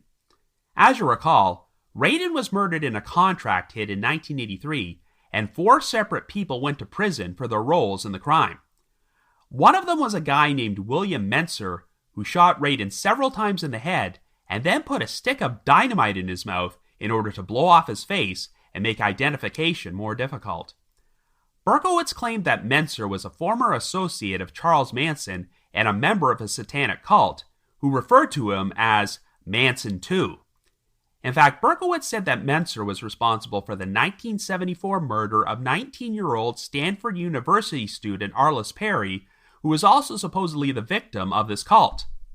But of course, the problem with that claim is that in 2018, DNA profiling linked Arliss's murder to a suspect named Stephen Blake Crawford, the security guard who discovered her body, and he fatally shot himself when police showed up to arrest him. So yeah, when I first heard about this whole Berkowitz satanic cult theory on Unsolved Mysteries during the late 1980s, I bought it hook, line, and sinker, but as the years have gone on, I've grown a lot more skeptical, and now believe the theory was nothing more than a symptom of the satanic panic which pervaded American culture during that time period. In fact, the detail about these 2 victims being killed because they possessed a snuff film pretty much makes this crime the perfect stereotype of a 1980s moral panic. In the end, no evidence was ever found to corroborate Berkowitz's story that Ron and Elizabeth were murdered by a satanic cult, and I'm skeptical that Berkowitz had any inside knowledge about the crime or that this so-called snuff film ever existed. It's possible the authorities are correct and the crime was drug-related, but I can see why we have these wild, sensationalistic theories. I mean, this is an unsolved double murder which took place on Halloween and supposedly had connections to Son of Sam, a snuff film, the Cotton Club murders, and Welcome Back, Kotter. You can't get any stranger than that, but I'm sure most of these angles are nothing more than red herrings. However, until we know the full truth, the murders of Ronald Sisman and Elizabeth Platzman will continue to remain one of the most bizarre, unsolved Halloween mysteries of all time.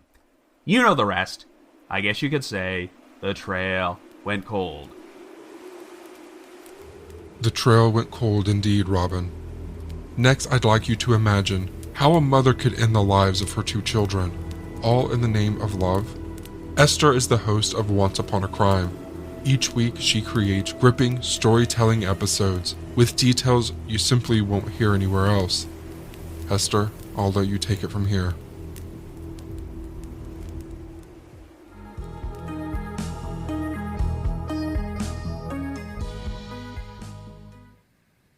Susan Smith was a 23-year-old mother living in Union, South Carolina in 1994.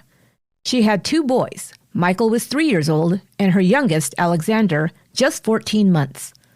On October 25, 1994, a desperate call came into 911. Susan reported that she had been carjacked by a stranger. Her 2 boys had been strapped in their car seats in the backseat of her vehicle when the man approached her at a stoplight. At gunpoint, he demanded she get out of the car. Then the man drove off with her 2 little boys still in the back seat. A statewide manhunt ensued to search for the kidnapper and find the missing children. Susan and her husband David, who were going through a divorce, appeared on television to plead for the safe return of their babies. Susan wept throughout her statement, begging the carjacker to let her boys come home. But investigators had harbored doubts about Smith's story from the beginning, and within days were able to secure a confession from the young mother. On that cold October evening, Smith had strapped her sleepy children into their car seats, driven her car to the shore of John D. Long Lake, and parked it in the middle of the boat ramp. Placing the car in neutral, she released the handbrake and exited the vehicle. Smith watched as the car slowly rolled into the lake, with her 2 children trapped inside. After the car was fully submerged in the water, she walked to a nearby house where she banged on the door and claimed she'd just been carjacked. Smith's motivation for murdering her own babies? She'd been having an affair with a coworker who had just broken off the relationship. She had fallen in love with him and become possessive and clingy. One of the reasons he'd stated for breaking up with Smith was that he was not ready to take on the responsibility of her 2 children. Angry and distraught at being jilted and desperate to keep her lover, Susan Smith did the unthinkable. She became one of the most hated women in America and was looked upon as no less than a monster. Mothers who kill are viewed as the most evil type of murderer. A woman who can so callously take the lives of the babies she has carried in her own womb, given birth to, and whom should love and protect them more fiercely than anyone else on earth. What could be more cruel? In fact, a legend that is as old as time, and one I learned at the knee of my Mexican grandmother as a little girl, has been passed down for generations as a true horror story. The monster at the center of that story? A woman who drowns her 2 little boys. The legend goes something like this.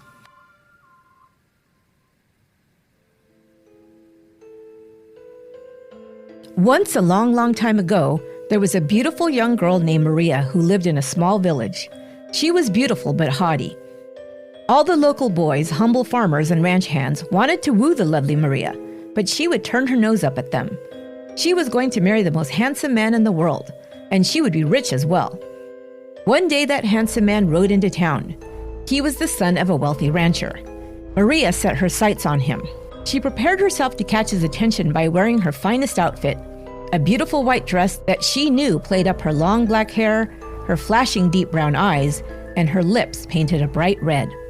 She also wore high-heeled shoes that made a sharp clicking sound as she walked down the lane. She arrived at the town square and caught the attention of the handsome vaquero. The young man sought her out, and he quickly fell in love and asked for her hand. The humble peasant girl was now the wife of a rich rancher. At first, all was wonderful for Maria. She lived in a beautiful home and in short order had 2 children, both sons. But not long after her sons were born, her husband began to spend less time at home.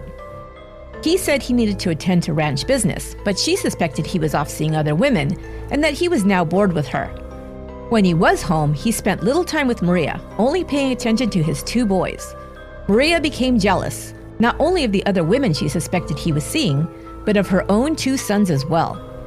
Maria was used to having the admiration of all the men in the village, and now her own husband ignored her.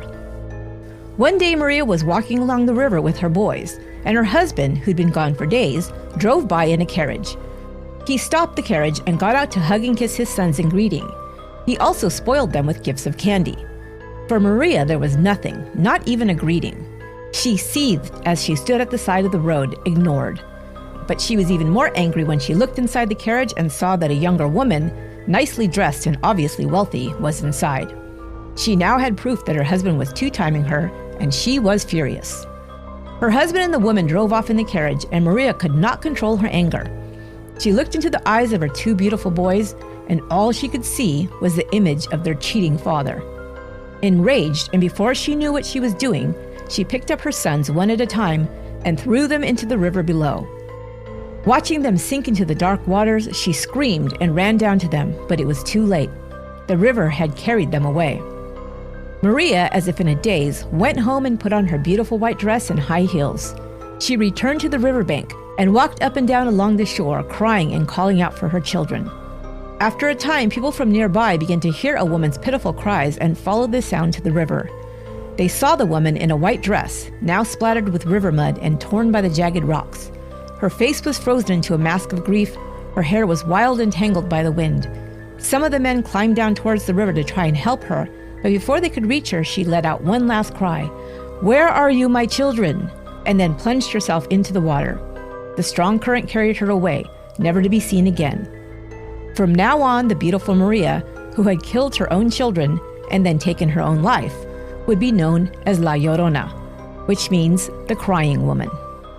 Now, children who have learned the story of La Llorona can sometimes hear late at night, after the clock strikes midnight, the sound of high heels clicking outside their windows as they're just drifting off to sleep. Sometimes they can hear her weeping. Other times, La Llorona cries out in a terrifying voice, calling to her dead children. But children are warned. If they are naughty or have recently acted like a travieso, a disobedient child, La Llorona may become angry. Then, without warning, she will snatch them up and carry them off into the spirit world. Or, God forbid, the child struggles to free themselves from her icy grasp. Then she may pitch them into the dark, cold river, where they will be carried off to the netherworld. So children learn to beware of La Llorona. We're told never to stay up past our bedtimes or play outside after dark, because if we do, we may hear the cries of La Llorona coming to carry us off. Susan Smith was sentenced to life in prison. Coming up to the fire next are my two favorite Mikes, Mike Ferguson and Mike Morford from Criminology. Tonight they will share the story of the 1966 murder of college student Sherry Jo Bates. October 30th, the night before Halloween, has long been referred to as Devil's Night. On that night, every year across the country, there are instances of vandalism or pranks. Usually, it's a result of teenagers misbehaving, and in most cases, trees filled with toilet paper may be the extent of the mischief. Sometimes, however, the crimes committed on October 30th go far beyond harmless fun. Such was the case for 18-year-old Sherry Jo Bates, whose brutal murder shocked her hometown of Riverside, California, and it remains unsolved to this day. The city of Riverside is an hour west of Los Angeles. In 1966, many of Riverside's residents were transplants who came to work at Riverside area military bases. Such was the case for the Bates family, who moved from Omaha, Nebraska in 1957. Joseph Bates, the patriarch of the family, found work as a machinist at the Corona Naval Ordnance Lab. His wife Irene was a homemaker, and rounding out the Bates family was son Michael and daughter Sherry Jo. During the 1960s, Irene Bates began to struggle with her mental health and had to be committed to a mental hospital. As a result, Joseph and Irene's marriage suffered, and they eventually divorced in 1965. Michael graduated from Ramona High School and joined the Navy. Sherry Jo and her father Joseph found themselves alone in their suddenly quiet home located at 4195 Via San Jose in Riverside. Sherry Jo was a popular and outgoing student with lots of friends at Ramona High School. She was a cheerleader who dated one of the school's star football players. The young couple even made plans to marry. Following graduation in 1966, Sherry Jo immediately enrolled at Riverside City College, less than 4 miles away from her home. With her fiancé away at college in Northern California, Sherry Jo applied herself to her studies, and she took a part-time job at a local bank. She had hopes of becoming a flight attendant. On Sunday, October 30th, while Joseph Bates was out, Sherry Jo left her home, headed for the Riverside City College library to check out some books and study. She scrawled her dad a quick note that read, "Dad went to the RCC library," and left it for him in case he arrived home and wondered where she was. Along the way, one of her friends passed her on the road. Sherry Jo was hard to miss in her lime green VW Bug. It was about 6:10 p.m. when the friend saw Sherry Jo A few minutes later, at about 6:15 p.m., she pulled into the RCC library parking lot. According to one witness who later came forward, she was followed closely by a late model bronze Oldsmobile. Sherry Jo parked and went into the library. Although some people that knew her would later say that they didn't recall seeing her in the library, at least one witness that knew her confirmed she was in the library, and he detailed how she was writing in a blue spiral notebook. Exactly what happened after Sherry Jo walked into the library remains unclear to this day. Police believe that Sherry Jo left the library at 9 p.m. when it closed. Back at home, Sherry's dad arrived home and found Sherry's note. He went to bed expecting Sherry Jo would be home later that evening, but she never made it home. At 6:30 the next morning on Halloween, an RCC groundskeeper traveling along Terracina Drive next to the library found Sherry's lifeless body face down in a gravel alleyway and raced to call for help. Police arrived and found a grisly crime scene. Sherry Jo had been brutally stabbed and slashed with a knife. One slash wound to her throat was so severe that she was almost decapitated. Some possibly important clues were found at the scene. A man's paint-splattered Timex wristwatch, size 7, was discovered. Police believe that Sherry Jo had yanked it from her killer's wrist during the attack. They also found a single blood-clotted hair in her hand, possibly from the killer. The investigation into Sherry Jo's murder was extensive, and police started with an examination of her car. Police found the books she had checked out on the front seat, indicating that she had made it back to her car after leaving the library. When they opened the hood, they discovered that someone had tampered with the ignition and coil wire, making it impossible for the VW Bug to start. When Sherry Jo went to start her car up, it wouldn't start. It's believed that at that moment, the person who tampered with the VW approached her, offering her assistance. She apparently accepted the offer of help, not wanting to be stranded after dark at the library. Rather than hold back this detail about the disabling of Sherry Jo's car, police chose to share it with the press. Police arranged to do a recreation of the night of the murder and painstakingly rounded up every single person known to have been in the library the night Sherry Jo was killed. They had them wear the same clothes, park the same cars they drove in the same spots they had been parked in, and sit in the same seats in the library. Police accounted for everyone who was at the library the night of the murder, with the exception of 2 people. Missing from the recreation were a heavy-set young man with a beard who was about 5'11", and a young woman. It's not clear if the young woman missing from the recreation was Sherry Jo, but police hoped to ID the bearded man. They never did. Also missing from the reenactment was a Studebaker with oxidized paint that was seen parked on Riverside Avenue. It too, as well as its driver, were never identified. Police talked with one witness who lived close to the library. The witness told them that sometime around 10:30 p.m. on the night of the murder, they heard a terrible scream in the alleyway where Sherry Jo's body was found. A few moments later, they heard what sounded like an old car start up and drive off. Another witness came forward with an interesting account. They said that shortly before the library closed, they had walked down the same alleyway in the darkness between 2 abandoned homes. They saw a man smoking a cigarette. The embers were clear, but unfortunately the light from the cigarette didn't illuminate the man's face clearly enough for them to give a description. Cigarette butts were found at that exact spot and collected into evidence. Despite all of the Riverside Police Department's best efforts, the investigation into Sherry Jo's murder seemed to grind to a halt. They were at a loss trying to ID anyone that would want the pretty and popular 18-year-old dead. Then, a month after Sherry Jo was murdered, 2 nearly identical typed letters were anonymously mailed to the Riverside Press Enterprise newspaper and to the Riverside Police Department. In the letter, which has been dubbed the confession letter, the sender claimed responsibility for Sherry Jo's murder and provided chilling details. The letter read as follows. She was young and beautiful, but now she is battered and dead. She is not the first, and she will not be the last. I lay awake nights thinking about my next victim. Maybe she will be the beautiful blonde that babysits near the little store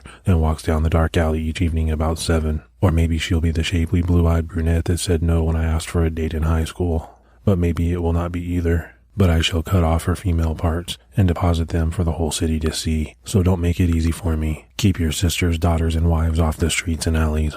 Miss Bates was stupid. She went to the slaughter like a lamb. She did not put up a struggle, but I did. It was a ball. I first pulled the middle wire from the distributor. Then I waited for her in the library and followed her out after about 2 minutes. The battery must have been about dead by then. I then offered to help. She was then very willing to talk with me. I told her that my car was down the street and that I would give her a lift home. When we were away from the library walking, I said it was about time. She asked me about time for what. I said it was about time for her to die. I grabbed her around the neck with my hand over her mouth and my other hand with a small knife at her throat. She went very willingly. Her breast felt very warm and firm under my hands, but only one thing was on my mind, making her pay for the brush-offs that she had given me during the years prior. She died hard. She squirmed and shook as I choked her, and her lips twitched. She let out a scream once, and I kicked her head to shut her up. I plunged the knife into her, and it broke. I then finished the job by cutting her throat. I am not sick. I am insane, but that will not stop the game. This letter should be published for all to read it. It just might save that girl in the alley, but that is up to you. It will be on your conscience, not mine. Yes, I did make that call to you also. It was just a warning. Beware. I am stalking your girls now. The confession letter was disturbing to say the least. Police felt confident that the author had known only details that the killer would have known. But actually, much of those details included were reported in local newspapers in the days following Sherry Joe's murder. As troubling and tantalizing as the letter was to police, it wasn't the only letter in Sherry Joe's case. On April 30th, 1967, 6 months after the murder, the Riverside Police, the Riverside Press Enterprise, and even Sherry Joe's father, Joseph Bates, all received hand-scrawled letters. The letters simply read, "Bates had to die. There will be more." Not long after Sherry Joe was killed, a janitor at Riverside City College found a morbid poem etched in pen on the underside of a desk in the RCC library. The poem was so disturbing to him that he thought it may be related to Sherry Joe's murder, and he reported it to police. The poem read as follows. Sick of living, unwilling to die, cut clean. If red, clean, blood spurting, dripping, spilling, all over her new dress. Oh well, it was red anyway. Life draining into an uncertain death. She won't die this time. Someone will find her. Just wait till next time. R.H. While the desktop poem was strange, there was nothing connecting it solidly to the murder of Sherry Joe Bates.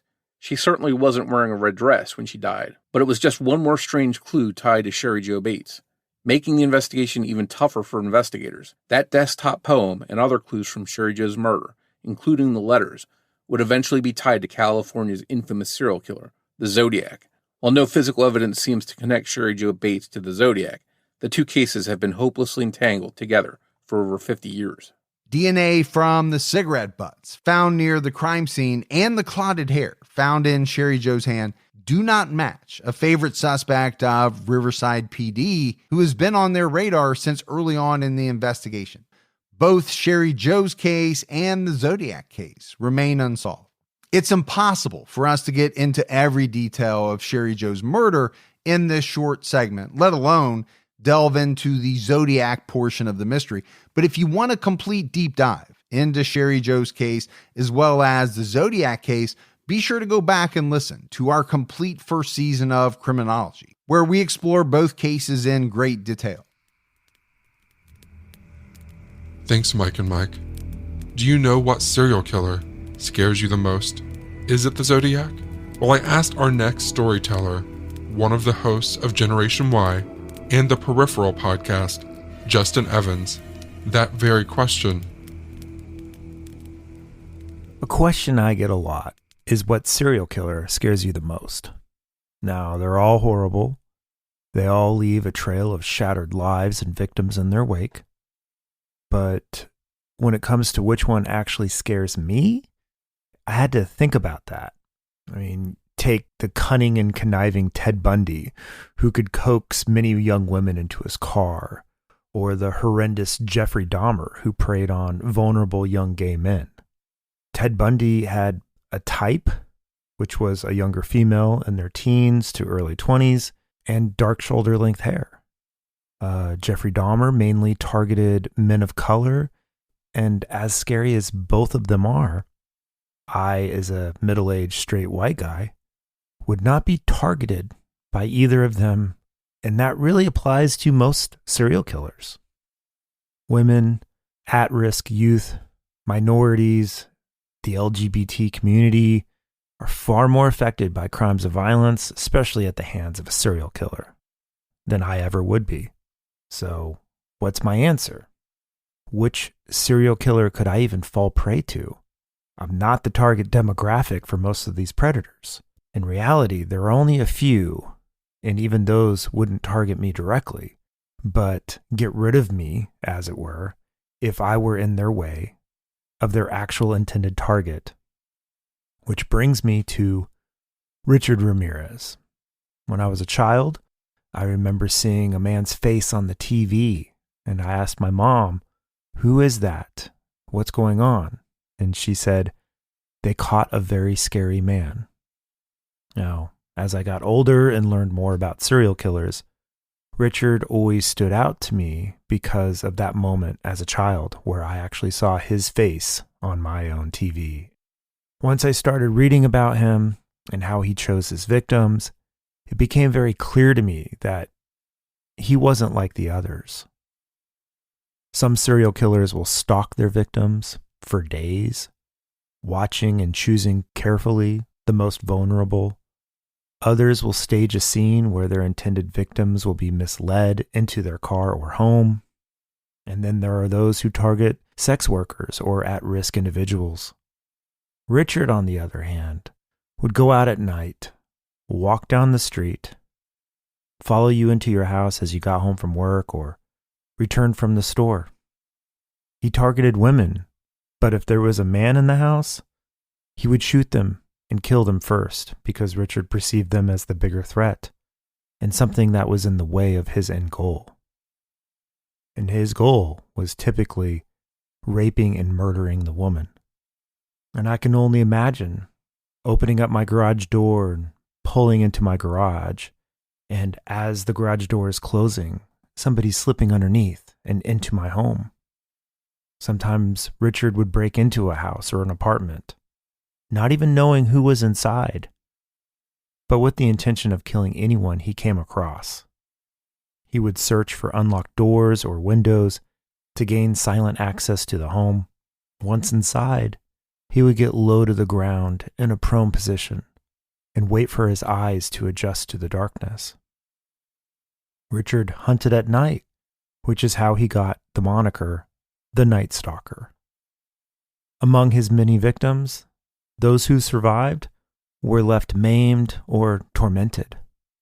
Their ages ranged from 9 to 83 years old. He would strangle, shoot, stab, and bludgeon his victims. His MO would change based on whatever opportunity was presented to him, which made him elusive to capture, but his brutality always stayed the same. Richard Ramirez was walking chaos. Even knowing that his reign of terror ended in 1985 and that he would end up dying behind bars in 2013, he's one of the few that got me, struck that spine-chilling nerve that I just couldn't shake.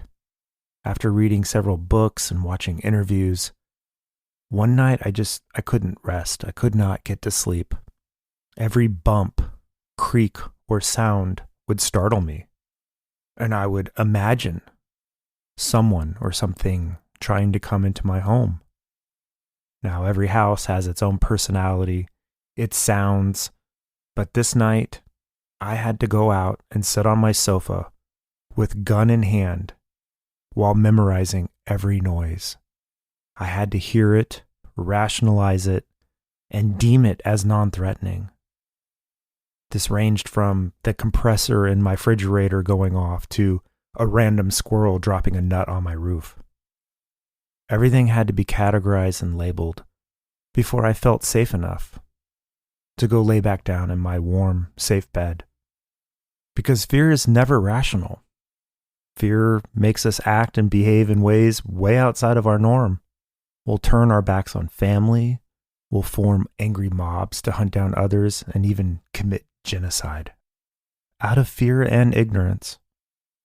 Luckily, my fear only drove me to sitting in the dark by myself, listening to the noises in my own home, like a scared child who finally was brave enough to come out from under the blankets. That was the most irrational I've ever behaved out of fear. We all have behaved irrationally, I think, out of fear, which is why sometimes it's nice to take a little lighthearted look at true crime. This is Trevin and Amanda from Live, Laugh, Larceny, the show that takes a deep dive into shallow crime. We've all heard legends and spooky lore in a group setting.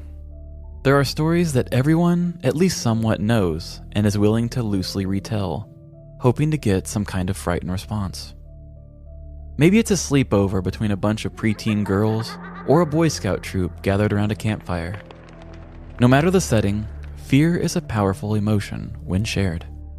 There's always that one person who shares the Lover's Lane story, about the teens who drive to Lover's Lane to make out and hear about an escaped convict in the area. All teens beware, there's a murderer on the loose. The boy tries to calm the girl down, but she insists on being taken home.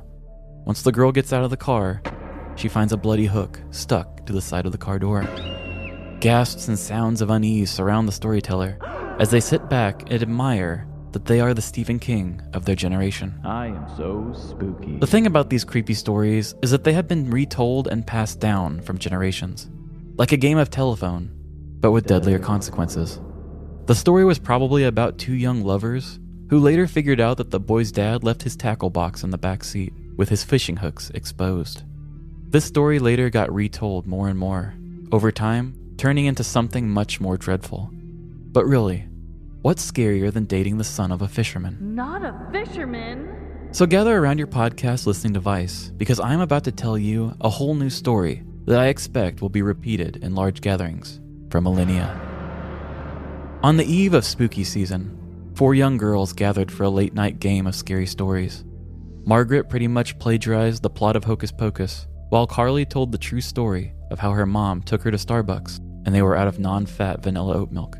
Obviously, she knew her crowd, because the twist was almost too much for everyone to bear. "Come on, Susie," Margaret said. "Why don't you tell us a scary story?" Susie cowered in the corner. She was never one for spooky stories. As a child, she was always very sensitive to such tales. "No, thank you," Susie said. "I'd rather skip my turn." Just as the crowd began to berate their friend for not playing along, Come on, loser. That's when Josephine jumped in and interrupted them. "If Susie won't tell a story, then I'll jump ahead and see just how much I can scare her." Josephine was the more edgy one of the group. She was allowed to wear her shoes in the house, and her parents didn't put parental controls on their HBO Max subscription. There's no telling what kinds of things Josephine has seen with her young eyes. Previously on The Sopranos. This party was also at Josephine's house, so she had no issue with turning up the scary factor, as she was already safely at home.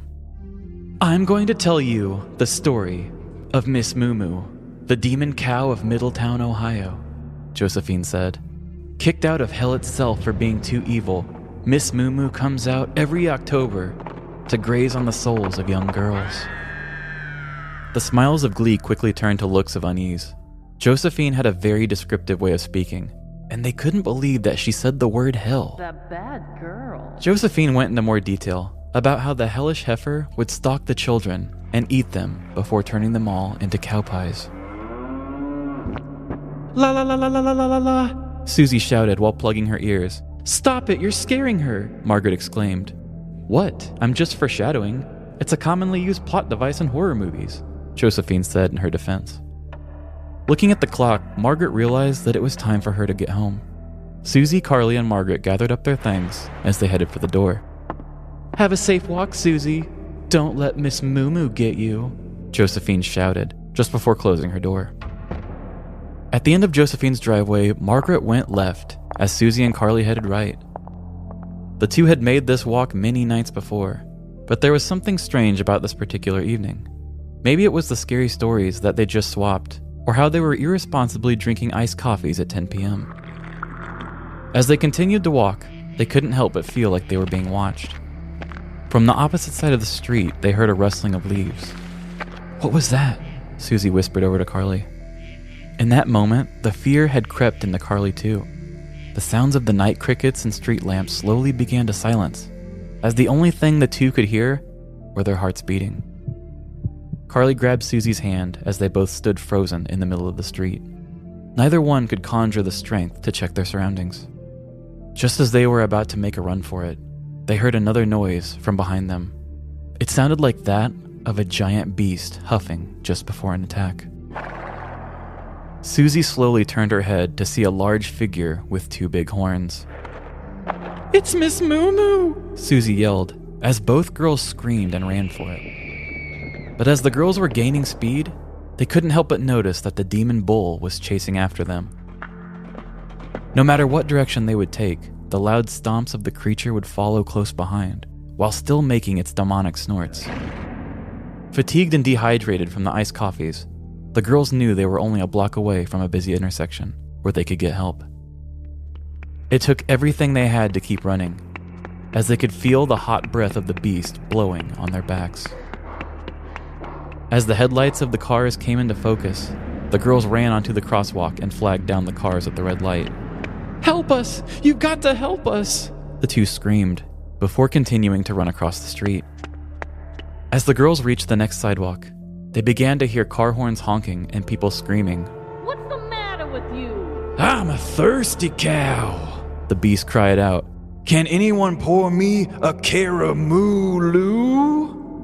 The honking continued, as the cow person refused to get out of the street. Sue and Carly were finally coming back to reality. They were no longer viewing the world in the same scared way they had been. Taking a closer look, that's when they realized that this was no beast. Standing in front of the angry drivers was a drunk woman, just wearing a cow costume. The two girls watched as police lights quickly filled the intersection. As the police officer stepped out of their car, a strange man came running from one of the nearby houses. "Thank God you're here," said the man. "That is the same cow that I spotted peeing on my front porch earlier." In September of 2008, Middletown, Ohio woman Michelle Allen was arrested for getting in the way of traffic and chasing children while wearing a cow suit. There were also accusations from a neighbor stating that she had urinated on his porch. At the time of her arrest, she was smelling strongly of alcohol while also threatening the arresting officers. She was charged with 1 count of disorderly conduct. According to police, this was the 50th time Allen had been arrested. On the following Tuesday, Michelle Allen showed up to court wearing the very same cow suit and challenged other people in court to, quote, suck her udders. Investigators believe that this may have been a promotional stunt for a local haunted trail, as an employee of the trail did come to repossess the cow suit. Whether this was a stunt or not, the charge did land Allen in jail for 30 days, and I don't think we can blame a promotional stunt for the other 49 arrests. So let the story of Miss Moo Moo be the start of a new spooky legend to tell kids around the campfire. Because it's Halloween season, and Miss Moo Moo may just be wandering the streets of Middletown, Ohio right now, grazing on the souls of those who stay up too late. Miss Moo Moo strikes! Yes, if anybody is a listener of our show, Miss Moo Moo did come up a couple weeks ago in a different way, but we were just so tickled by the name that I had to make a callback to it. Oh, I am obsessed. What a story. Oh my God. I really want to dress as a cow for Halloween now and just tell someone, suck my udders. I've got a sheep costume you can wear, but I don't have a cow one. So if anybody's never listened to us before, we do movie versions basically of stories. So sometimes we will kind of exaggerate things a little bit more to add the drama. But at the end, I always try to do some sort of a recap that explains the truth. Yeah. Nobody called her Miss Moo Moo. I don't know anything about these girls, but I do know that a drunk woman dressed as a cow did chase women, pee on a porch, and make a fool of herself in traffic. Yep.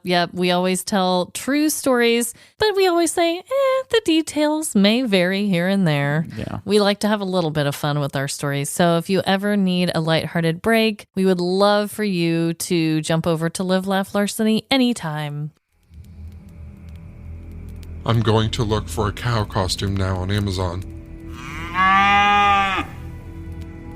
I'm sure to come into use sometime, right? Okay, for my next friend, she's going to ask you to close your eyes. Just go with it. I'll keep an eye out for anything shady. Her name is Sammy from the Hidden Staircase. Okay, here she comes.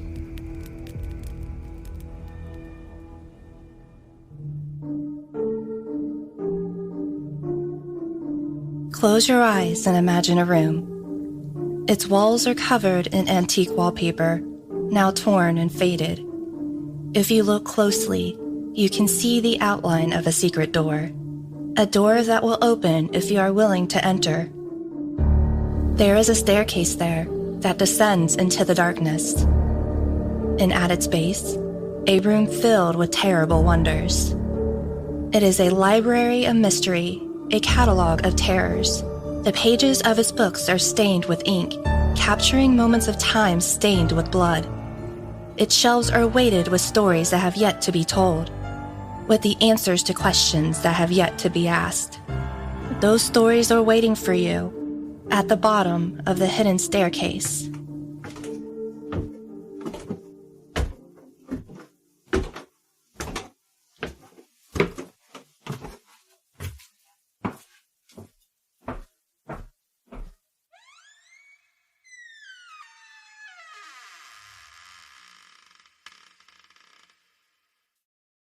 I'm Sammy, the host of the Hidden Staircase podcast, true crime, paranormal, and mysterious cases from the archives.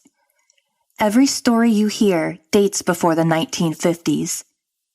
But for this Halloween special, I'm going to tell you about a game that can only be played at midnight. This game should not be taken lightly. If anything, this game should not be played at all. But if you're going to play the midnight game, you might as well know the rules. The midnight game is an old pagan ritual used mainly as punishment for those who have broken the laws of the pagan religion in question. While it was mainly used as a scare tactic to not disobey the gods, there is still a very existent chance of death to those who play the midnight game. There's an even higher chance of permanent mental scarring. It is highly recommended that you do not play the midnight game. However, for those few thrill seekers searching for a rush, or for those delving into obscure occult rituals, these are simple instructions on how to play. Do so at your own risk. Prerequisites. It must be exactly 12 a.m. when you begin performing the ritual. Otherwise, it will not work. Materials. You will need a candle, a piece of paper, a writing implement, matches or a lighter, salt, a wooden door, and at least one drop of your own blood. If you are playing with multiple people, they will need their own of the aforementioned materials, and they will have to perform the steps below accordingly. Step 1. Write your full name, first, middle, and last, on the piece of paper. Put at least one drop of blood on the paper. Allow it to soak into the paper. Step 2. Turn off all the lights in the place you are doing this. Go to your wooden door and place the paper with your name on it in front of the door. Now, take out the candle and light it. Place it on top of the paper. Step 3. Knock on the door 22 times. The hour must be 12 a.m. upon the final knock. Then, open the door, blow out the candle, and close the door. You have just allowed the midnight man to enter your house. Step 4. Immediately relight your candle. This is where the game begins. You must now lurk around your now completely dark house with the lit candle in your hand. Your goal is to avoid the midnight man at all costs until 3:33 a.m. Should your candle ever go out, that means the midnight man is near you. You must relight your candle in the next 10 seconds. If you are not successful in doing this, you must then immediately surround yourself with a circle of salt. If you are unsuccessful in both of your actions, the midnight man will create a hallucination of your greatest fear and rip out your organs one by one. You will feel it, but you will be unable to react. If you are successful in creating a circle of salt, you must remain in there until 3:33 a.m. If you are successful in relighting your candle, you may proceed with the game.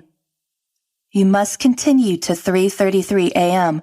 without being attacked by the midnight man or being trapped inside the circle of salt to win the midnight game. The midnight man will leave your house at 3:33 a.m. and you'll be safe to proceed with your morning. Addition: indications that you are near the midnight man will include sudden drops in temperature, seeing a pure black humanoid figure through the darkness, and hearing very soft whispering coming from an indiscernible source. If you experience any of these, it is advised that you leave the area to avoid the Midnight Man. Do not turn any of the lights on during the midnight game. Do not use a flashlight during the midnight game. Do not attempt to use another person's blood on your name. Do not use a lighter as a substitute for a candle. It will not work. And definitely do not attempt to provoke the Midnight Man in any way. Even when the game is over, he will always be watching you. Good luck. You are going to need it.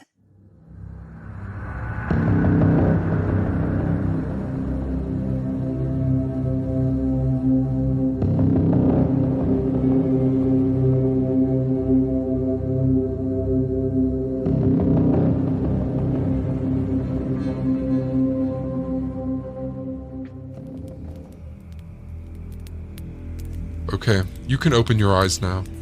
It's spooky season, and my next friend Lainey loves being scared, so she is sharing listener-submitted stories from her 2 podcasts, True Crime Cases with Lainey and It's Haunted, What Now? A trigger warning before we get into the story.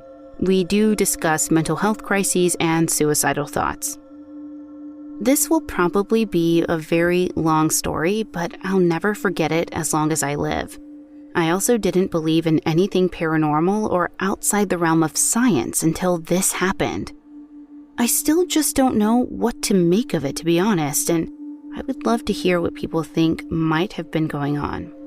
So, my freshman year of college, I moved into a dorm in a very old historic building in Florida. It was 2020 and COVID was still really bad, so each student had their own room. I quickly made friends with the girl who lived directly next door, Sophie, and a girl on the 3rd floor, Evie. On the first or second night, we got to talking about ghosts and spiritual stuff, as we all realized we were very into the occult and whatnot. The 3rd floor girl, Evie, suggested that we make and play a Ouija board. I had tried one before at sleepovers and it had never worked, but I was interested, and it was a super old building that was supposedly haunted, so we gave it a shot. We made the board out of cardboard, and that was the first of many nights using this thing. It worked every single time without fail, no matter what combination of people had their hands on the planchette. We eventually got a store-bought board, and no change occurred. We used this board probably every day. It became like an obsession. It's all we talked about. I'm still not sure if it was because the thought of speaking to something otherworldly was exciting, or if something else was going on. I could tell so many little stories, but I'll try to sum up the important stuff. We knew it was legit the first night we played.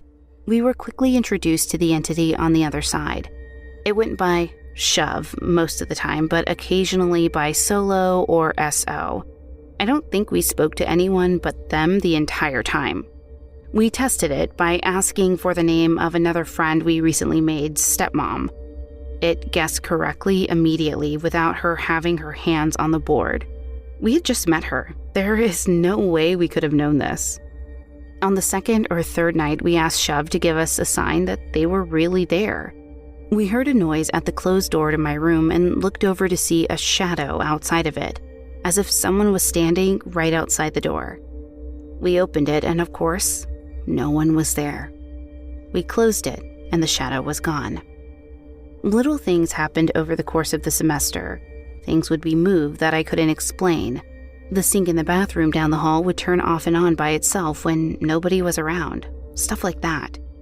After a few weeks of this, things really started to get weird. One night, I was playing the board with Evie's boyfriend and Sophie. Evie was laying with her head in her boyfriend's lap, not touching the board. Suddenly, she started panicking and hyperventilating. We thought she must be having a random panic attack or something, but she claimed she was unable to control where her eyes were looking.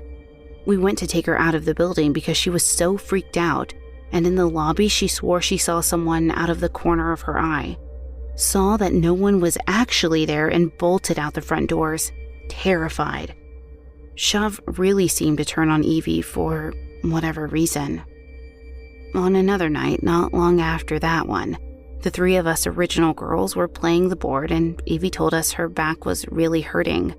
She asked us to look and see if she had a really bad sunburn on her lower back. Strange, but that's what she said it felt like.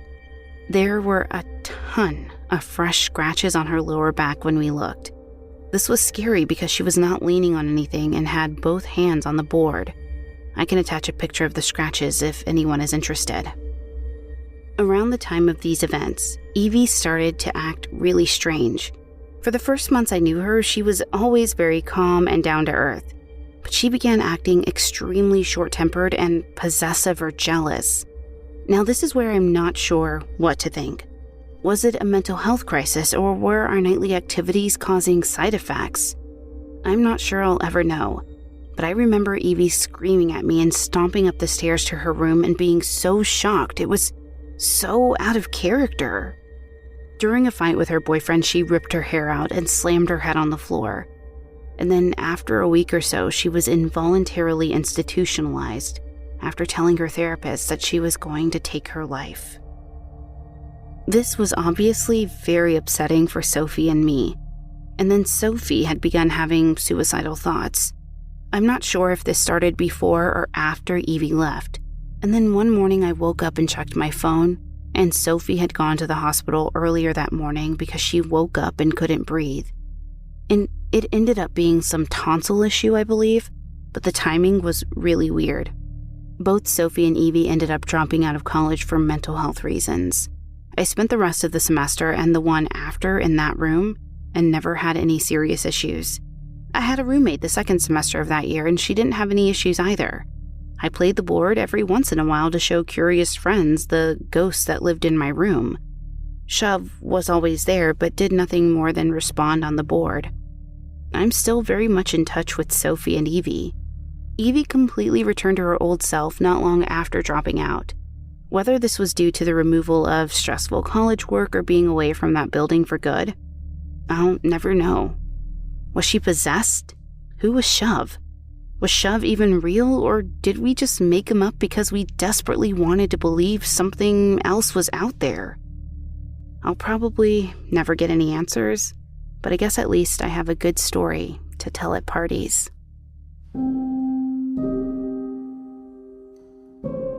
Now, Altruistic Study 166 brings us our final story about a possessive entity.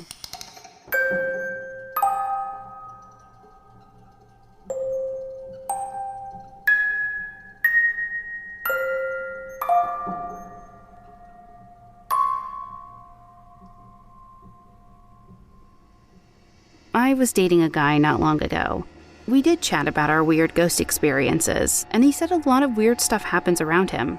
It didn't really bother me as most things aren't sinister. At his house, you would hear walking down the corridors, knocking, strange smells that seemed to just appear and stick around. His son used to turn to us and ask us who else was in the house, or ask, "Who's that?" It was fairly innocent stuff until about a month ago. I woke up in the night and went for a cigarette. I went to the toilet and then got back into bed. I heard a creak by the door and wondered if it was his child. It wasn't. This huge, slim shadow stood by the door, and I mean huge. I've seen stuff before and didn't get a scared feeling, but this literally filled me with dread and horror. I was trying to shake the guy I was dating awake, but he wasn't waking up.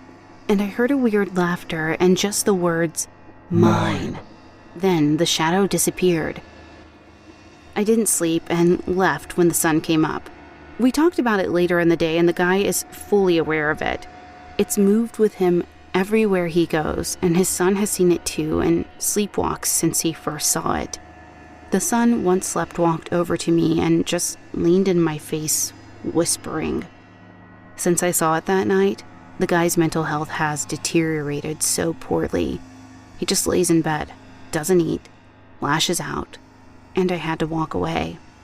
Does anyone else have a similar experience or something like that?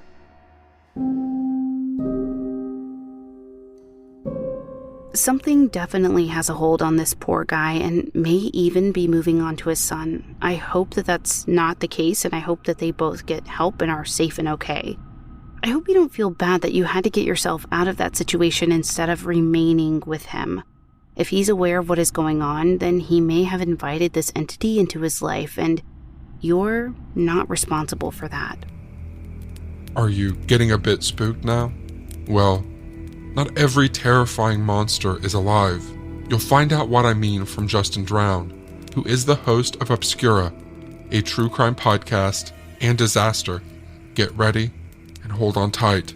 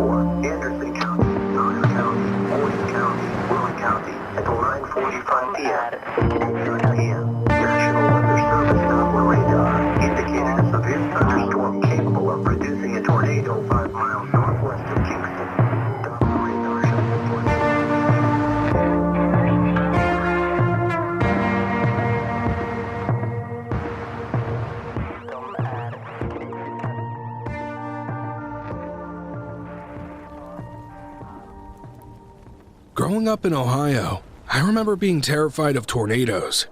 When there was a warning on the television, I remember being sure that this would be the end. A tornado would come and wipe out the house. I'd be sucked into the air, never to be seen again. Nice thoughts for a kid to have, I know. To be fair to little kid me, there was something about the way local news stations sensationalized a storm. Each tornado warning made to seem like it could be the end times. A serious-faced man on the television telling me in a stern voice to heed his warning.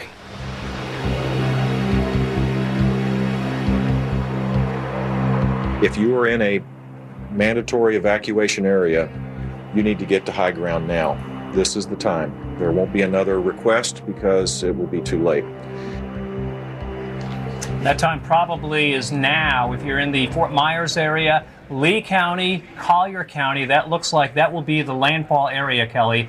This is a major hurricane. Top winds are now above 125 miles per hour sustained. That's right. We'll have another update with our hurricane expert coming up shortly. But first of all, let's give you the very latest that we have from the National Hurricane Center and our Hurricane Hunter flight information showing that our pressure has now dropped to 954 millibars or 28.17 inches of mercury. The flight level, by the way, at 9140 feet. And the eye information is that it's about 8 miles wide and the maximum flight winds have been about 162 miles per hour. And because of that, the new advisory should come in very shortly, signifying this is a Category 4 hurricane on the Saffir-Simpson scale. And Kelly, look at the outer bands now coming in. Unfortunately, you cannot really do much from here on out, folks. Anybody from Charlotte Harbor southward, just batten down the hatches. And of course, with the outer rain bands, we are dealing with tornadoes, some severe weather further inland. Central Polk County remains under a tornado warning. We also have tornado warnings in effect for Okeechobee County, Osceola County. That's in east central Florida. That tornado warning going until 2:25 Eastern time. And these storms have generally been moving towards the north between 30 and 40 miles per hour. Now, the interstates are open. Interstate 75 is open. Interstate 10 is open as well. And Kelly, if folks really have to get out at this very last minute, do so immediately. My parents scooping me up and bringing us into the basement. These acts, these moments, they held a gravity, a weight. There were things I'd seen in movies that I could never see in real life. Yes, Fred Krueger haunted my dreams. But tornadoes inhabited the real world. And one day, I saw something I'd never forget. Something that would be seared into my brain. It was the usual happenings in such a case in our small Ohio home. The bad weather, the news report with the stern man giving us the tornado warning. We prepared for the basement. My memories are loose. But as my parents were scurrying about, I went to the kitchen window. And there, Out in the cornfields that stretched into the horizon was a dark spike tunneling into the sky with a misty cloud of debris. My child eyes finally saw a tornado in person. Sure, it was far away, but as we waited in the basement, as morbid as it sounds, I was sure this would be it. Say goodbye to Power Rangers on TV. Say goodbye to my schoolmates. Say goodbye to the house. And be prepared to be sucked into the sky. Of course, that didn't happen, but the image of the tornado ripping up the cornfield never left me. My nightmares of Mr. Kruger and his knife fingers replaced. Now, you would think such an experience would leave an impression on me, and impress on me a better sense of judgment among my peers when it came to natural disasters. You would be wrong. When I moved to Florida at 12, I became acquainted with hurricanes as all Floridians do. They became a staple every year, and with the first hurricane, I did treat it with a sense of wonder and awe. They were mysterious to me. But when I turned 13, a healthy fear-driven awe turned to curiosity. And I would honestly, at the time, watch the news with hopes for getting the big one. I'm not lying to say that hurricanes excited me at that age.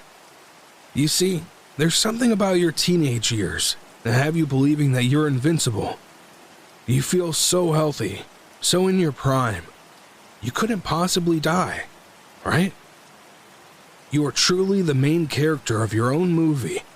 Luckily, most of us grow out of this phase. Most of us.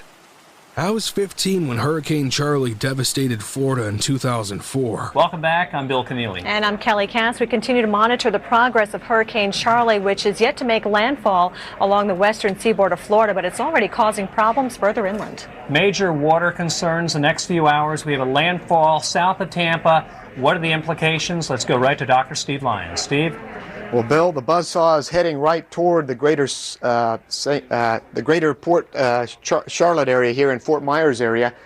Currently Category 4 hurricane. Now that could produce very extreme damage wind-wise, but also flood-wise. The Captiva Island area is right here. Of course, Naples is over here. Now you're going to be missed just to the north at Naples, although it's still blustery and the weather's going downhill, winds gusting to 55 to 60 miles per hour right now. But what's going to happen here when this gets on shore in about 2 hours? We're very concerned about the flood potential from surge, but also the wind when we get up to Category 4. In this range, we're looking at extensive to extreme damage. So if you're not in a well-reinforced, constructed home or a poorly built home, you need to get out of it and go next door to your neighbor's house that's built better for the next 5 hours as this system makes landfall and moves inland. We can see a lot of roofs blown off at the poorly constructed homes, signs down in the landfall area. We can see all kinds of trees down. Power outages will be widespread in the area of landfall. Now, the other big problem is the water level rise. We're going to see a significant surge here, and locally it could be as high as 18 feet. In a Category 4 hurricane in this area, we can see water rises as high as 18. It's going to come up in a hurry. It's moving at 20 miles per hour to the northeast. That accentuates the height of the surge, but it also makes things go from nothing to a very big water rise very quickly. So don't be outside near the ocean right now. You should be well away from the coast on high ground because the water is going to rise very quickly over the next 1 to 3 hours in the greater Fort Myers area, particularly near the Port Charlotte area. It was one of 4 named hurricanes that season. Not many people were prepared for what came. The hurricane upgraded from a Category 2 to a Category 4. Charlie killed 20 people. 15 of them directly. And like the morons we were, my friend Mike and I went jogging during the most intense part of the storm. The wind and the rain were unreal. That's what I remember most. Oh, and the trees shaking and blowing to the point of making a sort of music. Did I mention we were barefoot? No, I'm not kidding you. We were jogging through a Category 4 hurricane, barefoot, and I could feel the grip beneath my feet. Yes, we were those idiots you see in the background of a news report. When I was here and we woke up, it was a Category 2 storm emerging off the coast of Cuba, but the way everything was set up, it looked like, hey, it was coming to the Tampa Bay area. And then all of a sudden, All of a sudden, it takes just a tiny little shift to the right, and because of the way our coast is set up, that means a landfall much further south.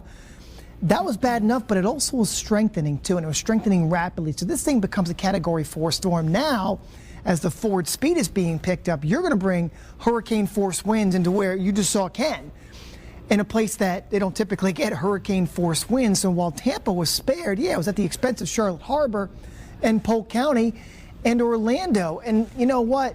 Everybody evacuated inland just to be in the middle of this storm. So we learned a lot. There were a lot of lessons learned from this particular storm.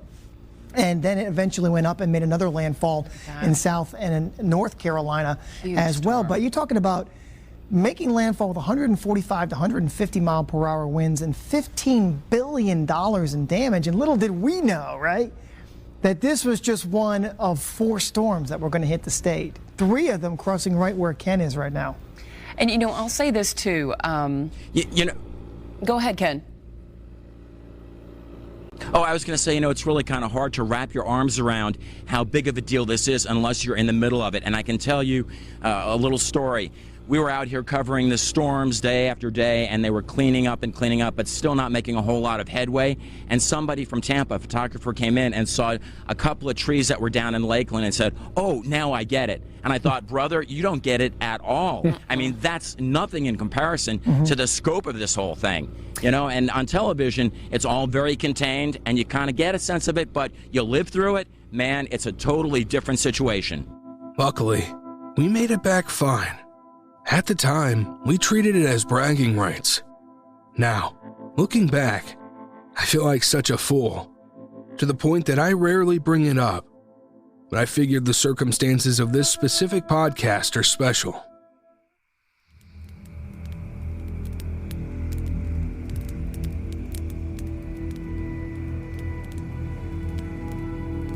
It looks like my next friend is running a little late.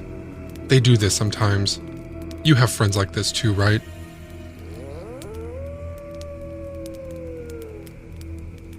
While we wait, let's stop here. Part 2 will be available tomorrow, or you may see it available already. Either way, I'll keep the campfire warm whenever you're ready to return. Don't forget, all the podcasts you've heard from are listed in the show notes in order of appearance. Okay, I'll let you go now. See you again soon.